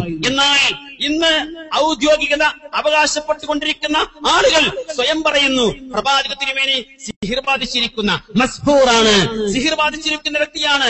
ഞങ്ങൾ നാവ് കൊണ്ട് പറയുന്നല്ല, വിശ്വസിച്ച് പറയുന്നതാണ്, അത് പ്രമാണങ്ങളിലുള്ളതാണ്, പ്രവാചകർ പഠിപ്പിച്ചതാണ് എന്ന് പറഞ്ഞ് ഇസ്ലാമിന്റെ കാര്യമായി, ഈമാനിന്റെ കാര്യമായി, വിശ്വാസത്തിന്റെ കാര്യമായി, ആദർശത്തിന്റെ കാര്യമായി സമൂഹത്തെ പഠിപ്പിക്കുകയാണ്. ആരുമല്ല. അന്നത്തെ ഔദ്യോഗികതയുടെ ഇന്നത്തെ ആളുകൾ, അവരുടെ യഥാർത്ഥ പിന്തലമുറ അവിടേക്ക് തിരിച്ചുപോയാൽ നമുക്ക് കാര്യം ബോധ്യമാകും. സൂചിപ്പിക്കട്ടെ, അതിന്റെ അനന്തരമാണ് ഇപ്പോൾ കണ്ടുകൊണ്ടിരിക്കുന്നത്. ഖുർആൻ അവസാനം പറഞ്ഞ എന്താ? ഫലാ യസ്തതിഊന സബീല. അവർക്ക് നേരാവാൻ കഴിയില്ല, അവർക്ക് നന്നാവാൻ കഴിയില്ല. കാരണം അത് അവരിൽ ആ നിലയ്ക്ക് ഊട്ടിയുറപ്പിക്കപ്പെട്ടിരിക്കുന്നു. സൂചിപ്പിച്ചത് ഈ ആളുകൾക്ക് ഇവിടെ നേരത്തെ ബഹുമാനായ MLA ബഷീർ സാഹിബ് പറഞ്ഞുവല്ലോ, മുജാഹിദ് പ്രസ്ഥാനത്തിലെ ഒരു ഐക്യത്തിന് വേണ്ടി ഞാൻ ഇനി ശ്രമിക്കുകയാണ്, അതിനെല്ലാവരും തയ്യാറാവണം. നമ്മൾ കൈയടിച്ച് അത് അംഗീകരിച്ചു. അതെ, മുജാഹിദ് മനസ്സെങ്ങനെയാണ്? ഐക്യസംഘത്തിലൂടെ കടന്നു വന്നിരിക്കുന്ന ആളുകള് ഐക്യത്തെ ആഗ്രഹിക്കുന്നവരാണ്, ഐക്യത്തിന് വേണ്ടി പണിയെടുക്കുന്നവരാണ്, ഐക്യത്തെ മനസ്സിൽ താലോലിക്കുന്നവരാണ്. പക്ഷേ എവിടെയും അടിയറ വെച്ചുകൊണ്ടായിരിക്കില്ല, ആദർശത്തെ അടിയറ വെച്ചുകൊണ്ടായിരിക്കില്ല, പ്രസ്ഥാനത്തെ അടിയറ വെച്ചുകൊണ്ടായിരിക്കില്ല. മറിച്ച് ഈ പ്രസ്ഥാനത്തിന്റെ ഗുണത്തിന് വേണ്ടി, അതിന്റെ നന്മയ്ക്ക് വേണ്ടി അവർ അതിനുവേണ്ടി ശ്രമിച്ചുകൊണ്ടിരിക്കും. അത് ഒരു ദൗർബല്യമായി ആരൊക്കെ കാണുന്നുവോ അവിടെയൊക്കെ തിരിച്ചറിയുവാൻ നമുക്ക് സാധിക്കുകയും ചെയ്യും. ഞാൻ പറഞ്ഞു വന്നത്, ഇവിടെ ഈ പ്രസ്ഥാനത്തെ തകർക്കുവാൻ ശ്രമിച്ചിരിക്കുന്ന ആളുകൾ അവർ എവിടെ എത്തി നിൽക്കുന്നു? അവർക്ക് സംഭവിച്ചിരിക്കുന്ന അപജയങ്ങൾ എന്താണ്? ഇപ്പോ വീട് തകർത്തിട്ട് പെയിന്റ് അടിക്കാൻ, മതിലിന് വീട് മൊത്തം തകർത്തെറിഞ്ഞു, എന്നിട്ട് ചുറ്റുഭാഗമുള്ള മതിലിന് പെയിന്റ് അടിക്കുന്ന പണിയിലാണ് ഇപ്പൊ കുറെ ആളുകൾ. എന്ന് പറഞ്ഞാൽ സംഘടന എന്നൊരു ഒരു കെട്ടുറപ്പ് നമ്മളുടെ കയ്യിലുണ്ട്, ആദർശത്തിന്റെ കടുകിട കൂടെ ഇല്ലെങ്കിലും. അവിടേക്ക് കാര്യങ്ങൾ എത്തിയത് തീർന്നില്ല.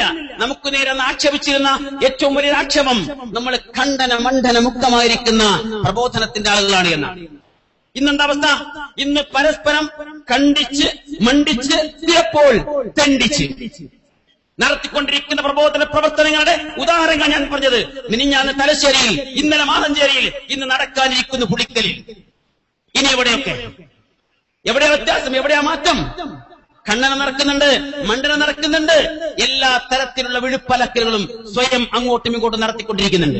അന്ന് 1999 ഈ പ്രസ്ഥാനത്തെ തകർക്കുവാൻ വേണ്ടി കടന്നു വന്നിരിക്കുന്ന 4 വ്യക്തികൾ, അവരാരുമായിരുന്നില്ല പ്രസ്ഥാനത്തിൽ, ആരുമായിരുന്നില്ല. അതിലെ ഒരു വ്യക്തി വിദേശത്തെ ഒരു ഓഫീസിലെ ഒരു അറ്റൻഡർ മാത്രം, മറ്റൊരു വ്യക്തി കേരളത്തിലെ പ്രസ്ഥാനത്തിലെ ഒരു സാധാരണ മെമ്പർ മാത്രം, വേറെയും ഒരു വ്യക്തി മെമ്പർഷിപ്പ് പോലും ഇല്ലാത്ത ഒരാള്, മറ്റൊരാള് ISMന്റെ പ്രായം പോലും കഴിഞ്ഞിട്ടില്ലാത്തവർ. ഈ 4 ആളുകൾ ചേർന്ന് ആദർശ വ്യതിയാനമെന്ന ഒരു ഉട്ടോപ്പിയെ ഉണ്ടാക്കി പ്രസ്ഥാനത്തെ തകർക്കുവാൻ ശ്രമിച്ചപ്പോ ഉത്തരവാദപ്പെട്ട നേതാക്കന്മാരെ കണ്ടുകൊണ്ട് സമുന്നതരായ നമ്മുടെ പ്രവർത്തകന്മാർ ശ്രദ്ധയിൽപ്പെടുത്തി, ഈ 4 ആളുകളെ ഇപ്പോൾ പിടിച്ചു കെട്ടാൻ ശ്രമിച്ചാൽ ഈ പ്രസ്ഥാനം അതിന്റെ ഇസ്സത്ത് തകരാതെ, അതിന്റെ ആദർശം തകരാതെ, അതിന്റെ പ്രസ്ഥാനിക കെട്ടുറപ്പ് തകരാതെ നമുക്കിതിനെ മുന്നോട്ട് കൊണ്ടുപോകാൻ സാധിക്കും. നിങ്ങൾ ആലോചിച്ച് നോക്കൂ, 2002 ഈ ഒരു പിളർപ്പില്ലായിരുന്നുവെങ്കിൽ ഇന്ന് മുജാഹിദ് പ്രസ്ഥാനത്തിന്റെ 8ാമത് സംസ്ഥാന സമ്മേളനം നടത്തുവാൻ കേവലം 9 ഏക്കർ മതിയാവില്ല, അല്ല 90 ഏക്കർ മതിയാവില്ല, അല്ല 900 ഏക്കർ മതിയാവില്ല. കാരണം മുജാഹിദ് പ്രസ്ഥാനം കേരളക്കരയിൽ ആർക്കും നിഷേധിക്കുവാൻ സാധ്യമല്ലാത്ത അനിഷേധ്യമായ അജയ്യമായ കെട്ടുറപ്പുള്ള ഒരു പ്രസ്ഥാനമായി വളർന്നിരിക്കും. പക്ഷേ അതിന് അന്ന് പറഞ്ഞത് കേൾക്കാൻ കാതില്ലാതെ പോയവർ, കാണാൻ കണ്ണില്ലാതെ പോയവർ, കാര്യങ്ങൾ ആലോചിക്കുവാൻ മനസ്സ് വരാത്തവർ ഇന്ന് വിരൽ കടിക്കുന്നു.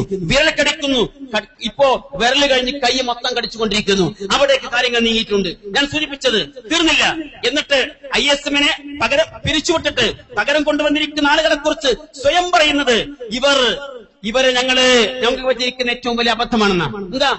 ഒരു കൃഷിയിടത്തിൽ ഒരുപാട് കാപ്പിച്ചെടിയുണ്ട്. ആരോ പറഞ്ഞു കാപ്പി കുടിച്ചാൽ അപകടമാണ്, ക്യാൻസർ ഉണ്ടാകും, പല പ്രശ്നങ്ങളും ഉണ്ടാകും. അത് കേട്ടിട്ട് ചില ആളുകൾ എന്ത് ചെയ്തു? അത് കംപ്ലീറ്റ് പറിച്ചു കളഞ്ഞു. എന്നിട്ട് പകരം കൃഷി നട്ടു. കൃഷി വളർന്നു വന്ന് നോക്കുമ്പോഴാണ് കാര്യം മനസ്സിലാകുന്നത്. നേരത്തെ പറിച്ചത് കാപ്പിയാണെങ്കിൽ ഇപ്പോ തടച്ചു വളർന്നത് കഞ്ചാവാണ്. അവിടേക്കാണ് കാര്യങ്ങൾ എത്തിയിട്ടുള്ളത്. തുറന്നു പറഞ്ഞല്ലോ, പിരിച്ചുവിട്ട ISM, നിലനിൽക്കുന്ന ISMനേക്കാൾ എത്ര മഹത്തരമാണ് എന്ന് ഉത്തരവാദപ്പെട്ട ആളുകൾ പറഞ്ഞല്ലോ. തീർന്നില്ല. ചില മഹാന്മാരായ നേതാക്കന്മാർ പ്രതികരിക്കുന്നപ്പോ എന്താ? ഞാന് പാമ്പ് കൂട്ടിലെ വേലായുധനെ പോലെയാണ്. ഏതൊക്കെയാണ് പാമ്പുകൾ എന്ന് ഏതൊക്കെയാണ് പാമ്പുകൾ എന്ന് നമുക്ക് തിരിച്ചറിയാൻ പറ്റും. ഞാൻ അതിലേക്ക് വളരെ കൃത്യമായി വിശദമായി കടന്നു പോകുന്നില്ല. സൂചിപ്പിച്ചത് ഈ ഒരു അവസ്ഥ ഇവർക്ക് എത്തിപ്പെടുന്നതുകൊണ്ടാണ്. ISMനെ അന്ന് മനസ്സിലാക്കിയില്ല. ഇത് പ്രശ്നമുണ്ടാക്കാൻ കടന്നു വന്നിരിക്കുന്ന ആളുകളെ പറിച്ചറിയുവാൻ ശ്രമിച്ചില്ല. ഇപ്പോ അതേ ആളുകളിൽ നിന്ന് ഓരോരുത്തരെ ഓരോ ദിവസം ഇപ്പോഴത്തെ ക്യാമ്പയിൻ എന്താ ക്യാമ്പയിൻ? മുജാഹിദ് പ്രസ്ഥാനം ഒരുപാട് ക്യാമ്പയിൻ നടത്തിയിട്ടുണ്ട്. ഇപ്പൊ നടക്കുന്ന ക്യാമ്പയിൻ നീക്കം ചെയ്യൽ ക്യാമ്പയിനാണ്. എല്ലാ അശണ്ടകളെയും എല്ലാ അസ്പൃശ്യതകളെയും നീക്കം ചെയ്തുകൊണ്ടുള്ള ക്യാമ്പയിൻ തുടർന്നുകൊണ്ടിരിക്കുകയാണ്. ഇന്നാര്, നാളെ ആര്, മറ്റന്നാളാര്, ഓരോരുത്തർ ഊഴം കാത്തു നിൽക്കുകയാണ്. നാളെ പോകേണ്ടവർ, മറ്റന്നാളെ പോകേണ്ടവർ, അടുത്ത ആഴ്ച കഴിഞ്ഞു പോകേണ്ടവർ, അടുത്ത കൊല്ലം പോകേണ്ടവർ, എല്ലാവരും ചെന്ന് ചില പ്രത്യേക സ്ഥലങ്ങളിൽ അടിഞ്ഞുകൂടിക്കൊണ്ടിരിക്കുന്നുണ്ട്. ആലോചിക്കുക, ഈ ഒരു അവസ്ഥയിലേക്ക് ഈ പ്രസ്ഥാനത്തെ കൊണ്ടുപോയിരിക്കുന്ന ആളുകൾ നമുക്കുണ്ടാക്കിയിരിക്കുന്ന വെല്ലുവിളികളെ നാം തിരിച്ചറിയണം. ഒന്നുകൂടി തിരിച്ചു വരട്ടെ. ഇതിനിടയിൽ ഇവിടെ സൂചിപ്പിച്ചുവല്ലോ ഒരു ഐക്യത്തെക്കുറിച്ച്. ഞാൻ പറഞ്ഞ വിഷയമായിരുന്നു ഐക്യം. മുജാഹിദ് പ്രസ്ഥാനത്തിന്റെ ആവേശമാണ്. പക്ഷേ അത് ആദർശത്തെയോ പ്രസ്ഥാനത്തെയോ പണയം വെച്ചുകൊണ്ടാവരുത്. 2 വർഷം മുമ്പ് മുജാഹിദ് പ്രസ്ഥാനത്തിൽ ഐക്യമുണ്ടാകുമെന്ന് നമ്മളൊക്കെ കൊതിച്ചു, നമ്മളൊക്കെ ആഗ്രഹിച്ചു, അതിനുവേണ്ടി പണിയെടുത്തു, പ്രാർത്ഥിച്ചു, എല്ലാവരും വളരെ പ്രതീക്ഷയോടെ കാത്തിരുന്നു. പക്ഷേ അത് തകർത്തിരിക്കുന്ന ആളുകൾ എവിടെയാണോ ഇരിക്കുന്നത് ആ ഇരിപ്പിടത്തിലേക്ക് ഐക്യത്തിന്റെ കാഹളവും മുടക്കുവാൻ ഇവിടെ നിന്നാരും കടന്നു ചെല്ലുമെന്ന് ആരും വിചാരിക്കേണ്ടതില്ല.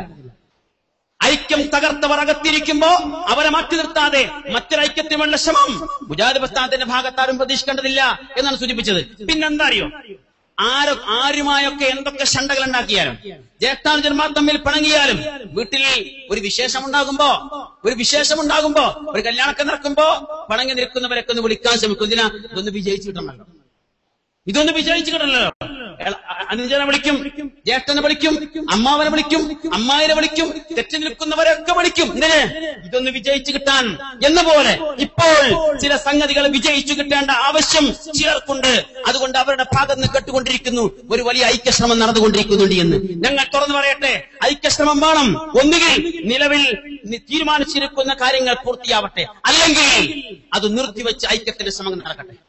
അപ്പോ ഐക്യമുണ്ടാകും. അതാണ് വസ്തുത. എന്നല്ലാതെ തങ്ങൾ ഉണ്ടാക്കിയിരിക്കുന്ന ചില കൂടാരങ്ങളിൽ ആളെ നടക്കുവാൻ വേണ്ടി താൽക്കാലികമായി ഉണ്ടാക്കുന്ന ഈ കപട ഐക്യശ്രമങ്ങളെ തിരിച്ചറിയുവാൻ മുജാഹിദ് പ്രസ്ഥാനം അവർക്ക് കണ്ണുണ്ട്, കാതുണ്ട്, മനസ്സുണ്ട്, നല്ല ഓർമ്മശക്തിയുണ്ട് എന്ന് ഉത്തരവാദപ്പെട്ട ആളുകൾ ആ നിലക്ക് ആലോചിക്കണം, ഓർമ്മ വെക്കണമെന്നാണ് ഞങ്ങൾക്ക് ശ്രദ്ധയിൽപ്പെടുത്താനുള്ളത്. അവസാനിപ്പിക്കുന്ന മുമ്പ് 1-2 കാര്യങ്ങൾ കൂടി ശ്രദ്ധയിൽപ്പെടുത്താനുണ്ട്. മുജാഹിദ് പ്രസ്ഥാനം ഈ ഒരു വർഷത്തിനിടയിൽ 5-6 സമ്മേളനങ്ങൾ പ്ലാൻ ചെയ്തു. 5-6 സമ്മേളനങ്ങൾ. നമ്മൾ ആരുമായിരുന്നില്ലല്ലോ. ലെറ്റർ പേഡ് ഇല്ലാത്തവർ, സീലില്ലാത്തവർ, ഓഫീസില്ലാത്തവർ, സ്ഥാപനങ്ങളില്ലാത്തവർ, പലരുടെയും ഭാഷയിൽ പറഞ്ഞാൽ അംഗബലമില്ലാത്തവർ. പക്ഷേ ഈ ഒരു 2012 പറഞ്ഞപ്പോ പ്രസ്ഥാനത്തിന്റെ പിളർപ്പിന് അവർ ആഘോഷമായി കൊണ്ടാടുവാൻ ശ്രമിക്കുമ്പോ 10 വർഷം പിന്നിട്ടിരിക്കുന്ന ഈ ഒരു കാലഘട്ടത്തിനിടയിൽ ഈ ഒരു 2012 നമ്മൾ ചെയ്തു വെച്ചിരിക്കുന്ന സംഗതികൾ എന്താ? കഴിഞ്ഞ മെയ് മാസത്തിൽ നമ്മുടെ വനിതാ വിഭാഗം MGM കോഴിക്കോട്ട് വെച്ച് അവരുടെ സംസ്ഥാന സംഗമം സംഘടിപ്പിച്ചു. ആ MGMനെതിരെ കോടതിയിൽ പോയി ഒരുപാട് പണം ചെലവഴിച്ചിരിക്കുന്ന ആളുകൾ മിനിഞ്ഞാന്ന് വിരൽ കടിച്ചു. MGMന് ശക്തമായി സ്വതന്ത്രമായി പ്രവർത്തിക്കാവുന്ന വിധത്തിൽ അവരുടെ വിധി തിരിച്ചു കിട്ടി. ഈ പ്രസ്ഥാനത്തിന് ഏറ്റവും വലിയ പ്രശ്നമുണ്ടാക്കുന്ന ഈ പ്രസ്ഥാനത്തിന്റെ പ്രശ്നങ്ങളിൽ തുടക്കം കുറിച്ചിരിക്കുന്ന ഒരു കേന്ദ്രം മലപ്പുറം വെസ്റ്റ് ജില്ലയിലെ വളയംകുളത്തായിരുന്നു. ആ വളയംകുളത്താണ് ഉത്തരവാദപ്പെട്ട സ്ഥാപനത്തിന്റെ സിംഹഭാഗവും നമ്മുടെ തലത്തിലേക്ക് മിനിഞ്ഞാന്ന് കോടതി വിധിച്ചു കൊടുത്തത്. കൂടെ എന്ന് പറഞ്ഞാൽ അപ്പുറത്തെ അവസ്ഥ എന്താ? പാപി ചെല്ലുന്നിടത്ത് മുഴുവനും പാതാളം, ഇപ്പുറത്തോ എല്ലായിടത്തും ഗംഭീര സ്വീകരണം. അതാണ് കാര്യങ്ങൾ നടന്നുകൊണ്ടിരിക്കുന്നത്. ഇരിക്കട്ടെ, MGM മെയ് മാസത്തിൽ അതിന്റെ സംസ്ഥാന സമ്മേളനം അഥവാ അതിന്റെ നേതൃത്വത്തിൽ വനിതാ സമ്മേളനം സംഘടിപ്പിച്ചു. തൊട്ടുപുറകെ കേരള മുസ്ലിം ഐക്യ സംഘത്തിന്റെ 90ാം വാർഷികം കേരള ജംഇയ്യത്തുലമയുടെ നേതൃത്വത്തിൽ കൊടുങ്ങല്ലൂരിൽ വെച്ച് ഐക്യസംഘത്തിന്റെ പിറവി നാട്ടിൽ വെച്ച് കഴിഞ്ഞ ഒക്ടോബറിൽ ആഘോഷിച്ചു. നവംബർ വന്നപ്പോ നമ്മുടെ വിദ്യാർത്ഥി ഘടകം എറണാകുളത്ത് വെച്ച് വിദ്യാർത്ഥി സഹോദരങ്ങൾ സംഘടിപ്പിച്ചുകൊണ്ട് അതിന്റെ സംസ്ഥാന സംഗമം സംഘടിപ്പിച്ചു. ഇപ്പോൾ ഇതാ ISMന്റെ ഈ മഹത്തായ യുവജന സമ്മേളനം ഇൻഷാ അല്ലാഹ് ഇന്നിവിടെ സമാപിക്കുകയാണ്. ഇതുകൊണ്ട് അവസാനിക്കുന്നില്ല. നമ്മള് കേരളത്തിൽ മാത്രം പ്രവർത്തിക്കുന്നവരല്ലല്ലോ. ഉത്തരേന്ത്യയിൽ ഒരുപാട് കാര്യങ്ങൾ നിർവഹിക്കാണ്ട്. പ്രബോധന രംഗത്തുണ്ട്, പ്രവർത്തന രംഗത്തുണ്ട്, സാമൂഹ്യക്ഷേമ രംഗത്തുണ്ട്. എല്ലാ മേഖലകളിലും ആ നമുക്കറിയാം. ബീഹാർ നമുക്ക് ഓരോ പ്രശ്നബാധിത പ്രദേശങ്ങളും അറിയാം. നമ്മൾ ചെയ്തുകൊണ്ടിരിക്കുന്ന സേവന പ്രവർത്തനങ്ങളെ കുറിച്ച് നമ്മൾ ഉത്ബുദ്ധരാണ്. എന്നാൽ അതോടൊപ്പം നമ്മുടെ മറ്റു സംസ്ഥാനങ്ങളിലെ പ്രവർത്തകന്മാർക്ക് പ്രാമുഖ്യം നൽകിക്കൊണ്ട് ഇൻഷാ അല്ലാഹ് ഏപ്രിൽ മാസത്തിൽ നമ്മൾ ഡൽഹിയിൽ വെച്ച് മറ്റൊരു സമ്മേളനം അഖിലേന്ത്യാ നമ്മൾ സംഘടിപ്പിക്കുകയാണ്. അതോടൊപ്പം നമ്മുടെ സംസ്ഥാന സമ്മേളനം ഇൻഷാ അല്ലാഹ് ഇന്ന് വൈകിട്ട് പൊതുസമ്മേളനത്തിൽ വെച്ച് നമ്മുടെ ജനറൽ സെക്രട്ടറി നമ്മുടെ സംസ്ഥാന സമ്മേളനം പ്രഖ്യാപിക്കാനിരിക്കുന്നുണ്ട്. എനിക്ക് ISMന്റെ പ്രവർത്തകന്മാരുടെ പ്രത്യേകം പറയാനുള്ളത്, നമ്മുടെ മനസ്സിൽ ഇവിടുന്ന് അങ്ങോട്ടുള്ള അടുത്തൊരു വർഷം ആ സമ്മേളനമാണ്. അതിനുവേണ്ടിയുള്ള പ്രവർത്തനങ്ങളാണ്, അതിനുവേണ്ടിയുള്ള സന്ദേശ പ്രയാണങ്ങളാണ്. ആ സംഗമ ഭൂമിയിലേക്ക് എത്തിച്ചേരുവാനുള്ള തിടുക്കത്തിലാണ് നമ്മൾ. തീർച്ചയായും ജനലക്ഷങ്ങൾ അണിനിരത്തിക്കൊണ്ട് മുജാഹിദ് പ്രസ്ഥാനത്തിന്റെ ആദർശധാരയിൽ ഒട്ടിനിൽക്കുന്ന, അണിചേർന്ന് നിൽക്കുന്ന ആദർശബോധമുള്ള കർമ്മധീരരായ പ്രവർത്തകന്മാർക്ക് സംഗമിക്കുവാനുള്ള ആ മഹത്തായ സമ്മേളനത്തിന് നാം കാതോർക്കുക. അതാണ് നമ്മുടെ സമ്മേളനം. അതിലേക്കാണ് നമ്മൾ എത്തിച്ചേരുന്നത്. അതുമാത്രമാണ് ഇനി നമ്മുടെ സമ്മേളനം. ആ തിരിച്ചറിഞ്ഞുകൊണ്ട് മുന്നോട്ട് പോകാൻ നമുക്ക് സാധിക്കണം. എന്നിട്ട് തീർച്ചയായും ഇൻഷാ അല്ലാഹ് നേരത്തെ സൂചിപ്പിച്ച പോലെ നിർഭയമായ വിശ്വാസത്തിൽ കലർപ്പില്ലാതെ കളങ്കമില്ലാതെ നിർഭയമായ ജീവൻ നയിച്ച് മുന്നോട്ട് പോകാൻ നമുക്ക് സാധിച്ചാൽ എല്ലാ അഹങ്കാരികൾക്കും അള്ളാഹു നൽകിയിരിക്കുന്ന തിരിച്ചടി ഇവിടെയും തിരിച്ചു കിട്ടിയത് നാം മനസ്സിലാക്കേണ്ടത് തന്നെ. അതിൽ പാഠം ഉൾക്കൊണ്ട് നേരത്തെ അവിടെ സൂചിപ്പിക്കപ്പെട്ട പോലെ അപ്പുറത്ത് നിൽക്കുന്ന ഇനിയും കുറെ ആളുകളുണ്ടല്ലോ, അവർക്ക് ഈ കാര്യം മനസ്സിലാക്കണം. അവർക്ക് തിരിച്ചു വരുവാൻ ഈ പ്ലാറ്റ്ഫോം വിശാലമാണ് എന്ന് നാം പ്രഖ്യാപിക്കുകയാണ്. നാം ആളുകളെ ബോധ്യപ്പെടുത്തുകയാണ്. മുജാഹിദ് പ്രസ്ഥാനത്തിന്റെ ആദർശധാരയിൽ കടുകട വ്യത്യാസമില്ലാതെ നിലനിൽക്കുവാൻ താല്പര്യമുള്ള ആളുകൾ, ജിന്നില്ലാത്ത, സിഹിറില്ലാത്ത, കണ്ണേറില്ലാത്ത, അന്ധവിശ്വാസങ്ങളൊന്നുമില്ലാത്ത, പല്ലി മുതൽ പട്ടി മുതൽ പാമ്പ് മുതൽ ദുനിയാവില് നേർക്കുനേരെ കാണുന്നതുമല്ലാത്തതുമായിരിക്കുന്ന ഒരു ജീവിയെയും ഒരു സൃഷ്ടിയെയും അദൃശ്യമായി അഭൗതികമായി ഭയപ്പെടാത്ത ആദർശത്തിന്റെ തെളിമയിൽ നിലനിൽക്കുന്ന ഖുർആൻ പറഞ്ഞ പോലെ അല്ലദീന ആമനു വലം യൽബിസു ഈമാനഹും ബിദുൽം ഉലൈക ലഹുമുൽ അംൻ വഹും മുഹ്തദൂൻ. യഥാർത്ഥ വിശ്വാസികൾ അവരുടെ വിശ്വാസത്തിൽ, അവരുടെ ഈമാനിൽ ശിർക്കിന്റെ ഒരു കലർപ്പും അവർ കലർത്തുകയില്ല. അവർക്കാകുന്നു നിർഭയത്വം, അവർക്കാണ് സ്വർഗം, അഥവാ അവരാണ് സ്വർഗത്തിലേക്ക്, സന്മാർഗത്തിലേക്ക് കടന്നു പോകുന്നു പറയുന്നത്. ആ ഭാഗം മനസ്സിലാക്കിക്കൊണ്ട് മുന്നോട്ട് പോകാൻ നമുക്ക് സാധിക്കണം. കൂടെ നമുക്ക് നേരെ വന്നുകൊണ്ടിരിക്കുന്ന ഏറ്റവും വലിയ വെല്ലുവിളികളെ നാം തിരിച്ചറിയുക. ഈ അവസരങ്ങൾക്ക് ഉപയോഗപ്പെടുത്തുവാൻ പരം ശ്രമിച്ചുകൊണ്ടിരിക്കുന്നുണ്ട്. നിങ്ങൾ ശ്രദ്ധിച്ചു നോക്കിയോ? ശിർക്കൻ കോട്ടകളിൽ നിന്ന് ഇന്ന് തൗഹീദ് അചഞ്ചലമാണ് എന്ന മുദ്രാവാക്യം ഉയർന്നു കേട്ടുകൊണ്ടിരിക്കുകയാണ്. നാം തിരിച്ചറിയുക, ഇത് മറ്റൊരു പുറപ്പാടാണ്. നാം അതിനെ മനസ്സിലാക്കേണ്ടതുണ്ട്. ലോകത്ത് ശിർക്ക് ചെയ്യുന്ന ഒരുപാട് ആളുകളുണ്ട്, കോടിക്കണക്കിന് മനുഷ്യന്മാരുണ്ട്. പക്ഷേ വിശുദ്ധ ഖുർആന്റെ അധ്യാപനങ്ങളെ ശിർക്കിന് വേണ്ടി തെളിവായി ഉദ്ധരിച്ച് ദുർവ്യാഖ്യാനം ചെയ്ത് മുസ്ലിം സമൂഹത്തെ ശിർക്കിലേക്ക് നയിക്കുന്നവർ ഈ കേരളത്തിൽ നമുക്ക് ഏറെ കാണാൻ സാധിക്കും. ആ വിഭാഗം ആളുകൾ തൗഹീദിന്റെ അചഞ്ചലത പ്രഖ്യാപിക്കുവാൻ വേണ്ടി ശ്രമിച്ചുകൊണ്ടിരിക്കുമ്പോ നമുക്ക് ഈ ശിർക്കൻ കോട്ടകളെ തകർത്ത് തരിപ്പണമാക്കി മുന്നോട്ട് പോകാൻ സാധിക്കണം. അവര് മെല്ലെ മെല്ലെ രംഗം കാത്തിരിക്കുകയാണ്. അവരുടെ അന്ധവിശ്വാസങ്ങൾ കടത്തിക്കൊണ്ടുവരുവാൻ ചിലരൊക്കെ ഏറ്റെടുത്തല്ലോ. ആ ഏറ്റെടുത്തിന്റെ ഭാഗമാണെന്ത്? കൊണ്ടുവന്ന മുടി അള്ളാഹുവിന്റെ റസൂലിന്റെ മുടിയാണെങ്കിൽ അത് കുടിക്കാൻ വേണ്ടി ഞങ്ങൾ അവിടെ കാവൽ നിൽക്കുമെന്ന് പ്രഖ്യാപിക്കുവാൻ മാത്രം അതപ്പതിച്ച അവസ്ഥയിലേക്ക് പേരിന് രംഗത്ത് വന്നിരിക്കുന്ന ആളുകൾക്ക് കഴിഞ്ഞുവെങ്കിൽ അതാണ് അവരുടെ ലക്ഷ്യം. മുജാഹിദ് പ്രസ്ഥാനത്തെ നവോത്ഥാന വേദിയിൽ നിന്ന്, നവോത്ഥാന പാതയിൽ നിന്ന് നവയാഥാസ്ഥികതയിലേക്ക് തിരിച്ചു വിളിക്കുവാൻ വേണ്ടി യാഥാസ്ഥികർ കൂടി കച്ചകെട്ടി ഇറങ്ങിയിരിക്കുന്ന ഈ സന്ദർഭത്തിൽ കൂടുതൽ കാര്യം കൂടി, ഇതുവരെ വേവാത്ത പല പരിപ്പും വേവിക്കുവാൻ വേണ്ടി, അതിനെ പുറത്തെടുക്കുവാൻ വേണ്ടി ശ്രമിച്ചുകൊണ്ടിരിക്കുന്ന മതരാഷ്ട്രവാദങ്ങളുടെ കേന്ദ്രങ്ങളെ തിരിച്ചറിയുവാൻ ഈ സന്ദർഭത്തിൽ നമുക്ക് സാധിക്കണം. എല്ലാ വെല്ലുവിളികളെയും നേരിട്ടുകൊണ്ട് ആദർശധാരയിൽ കറപ്പില്ലാതെ കളങ്കമില്ലാതെ പ്രവർത്തന രംഗത്ത് സജീവരായി മുന്നോട്ട് പോകുമ്പോ ISM എന്ന യുവജന പ്രസ്ഥാനം അതിന്റെ ദൗത്യം നിർവഹിച്ചുകൊണ്ടിരിക്കുന്നു. ഇനിയും നിർവഹിക്കുവാൻ സാധിക്കട്ടെ. നമ്മുടെ നേതാക്കന്മാർക്ക്, KNM-ന്റെ, ജംഇയ്യത്തുൽ-ഉലമയുടെ പ്രമുഖരായ പണ്ഡിതന്മാർക്ക്, നേതാക്കന്മാർക്ക് ഈ പ്രസ്ഥാന നേതൃത്വം കൊടുത്ത് ഇനിയും മുന്നോട്ട് നയിക്കുവാനുള്ള ആഫിയത്തും ആരോഗ്യവും അള്ളാഹു നൽകി അനുഗ്രഹിക്കുമാറാവട്ടെ. മുമ്പേ നടന്നിരിക്കുന്ന ബഹുമാന്യരായ പണ്ഡിതന്മാർക്ക്, നേതാക്കന്മാർക്ക് അവരെല്ലാ വിധത്തിലുള്ള മഗ്ഫിറത്തും മർഹമത്തും നൽകി അനുഗ്രഹിക്കുമാറാവട്ടെ. KK മുഹമ്മദ് സുല്ലമയെ ഓർക്കാതിരിക്കാൻ പറ്റില്ല. അമ്മാങ്കൊത്ത് അബൂബക്കർ മൗലവിയെ ഓർക്കാതിരിക്കാൻ പറ്റില്ല. AV അബ്ദുറഹ്മാൻ ഹാജിയെ മറന്നുകൊണ്ട് ഈ പ്രസ്ഥാനത്തിന് മുന്നോട്ട് പോകാൻ സാധിക്കില്ല. MT അബ്ദുറഹ്മാൻ മൗലവിയെയും, എടപ്പാറ കുഞ്ഞഹമ്മദ് മൗലവിയെയും, മലപ്പുറം ഇസ്ഹാഖ് മൗലവിയെയും, ഏറ്റവും അവസാനം നമ്മുടെ സഹോദരൻ നജീബ് പേരാമ്പ്രയെയും, അതിനുപരി അബൂബക്കർ കാരക്കുന്നിനെയും ഓർത്തുവെക്കാതെ നമുക്ക് മുന്നോട്ട് പോകാൻ സാധിക്കില്ല. സുഹൃത്തുക്കളെ, അവർക്കെല്ലാം വേണ്ടി ആത്മാർത്ഥമായി പ്രാർത്ഥനകൾ നിർവഹിക്കുന്ന മനസ്സോടുകൂടി, എന്നാൽ അവരിൽ പിച്ചുപോയിരിക്കുന്ന ഈ ആദർശ പ്രബോധനത്തെ സ്വന്തം കൈകളിൽ ജീവിതത്തിൽ ഏറ്റെടുത്തുകൊണ്ട് ദൗത്യ നിർവഹണം ഏറ്റെടുത്ത് ദൗത്യവാഹകരായി മുന്നോട്ട് പോവുക, മുന്നേറുക എന്ന് മാത്രം ആവശ്യപ്പെട്ടുകൊണ്ട് ആഹ്വാനം ചെയ്തുകൊണ്ട് ഞാൻ എന്റെ എളിയ വാക്കുകൾക്ക് ഇവിടെ വിരാമം കുറിക്കുന്നു. സർവശക്തനായ തമ്പുരാൻ നമ്മേവരെയും ഇഹത്തിലും പരത്തിലും എല്ലാ നന്മകളും നൽകി അനുഗ്രഹിക്കുമാറാവട്ടെ. റബ്ബനാ ആതിനാ ഫിദ്ദുനിയ ഹസന വഫിൽ ആഖിറതി ഹസന വഖിനാ അദാബന്നാർ വആഖിറു ദഅവാനാ അനിൽ ഹംദുലില്ലാഹി റബ്ബിൽ ആലമീൻ. അസ്സലാമു അലൈക്കും വറഹ്മത്തുള്ളാഹി. അന്ധവിശ്വാസങ്ങളുടെയും അനാചാരങ്ങളുടെയും അന്ധകാര നിബിഡമായ കേരളീയ സമൂഹത്തെ ഇസ്ലാമിന്റെ മഹാവെളിച്ചത്തിലേക്ക് വഴി നടത്തിയ തൗഹീദി നവോത്ഥാന പ്രസ്ഥാനത്തിന്റെ അജയ്യത പ്രഖ്യാപിച്ച് തൗഹീദി നിരാസത്തിന്റെ അന്ധകാര സീമകളിലേക്ക് അടിച്ചു വീശുന്ന ആദർശ പ്രകാശത്തിന്റെ ജ്വാലയായി ISM ജ്വലിച്ചു നിൽക്കട്ടെ എന്ന് ആഹ്വാനം ചെയ്ത് പ്രഭാഷണം നിർവഹിച്ച അബ്ദുൽ ലത്തീഫ് കരിമ്പിലാക്കലിന് കൃതജ്ഞത. നമസ്കാരത്തിന് പ്രത്യേകമായി ഇടവേള ഉണ്ടായിരിക്കുമെന്നും ഭക്ഷണത്തിന് പ്രത്യേക ഇടവേള ഉണ്ടായിരിക്കുന്നല്ല എന്നും അറിയിക്കുന്നു. ശേഷം ജനറൽ സെക്രട്ടറി നൽകുന്ന പ്രത്യേക നിർദ്ദേശങ്ങൾ ശ്രദ്ധിക്കണമെന്നും സമ്മേളന പ്രതിനിധികളെ അറിയിക്കുന്നു. ISM സമ്മേളനത്തിന് ഐക്യദാർഢ്യം പ്രകടിപ്പിച്ചു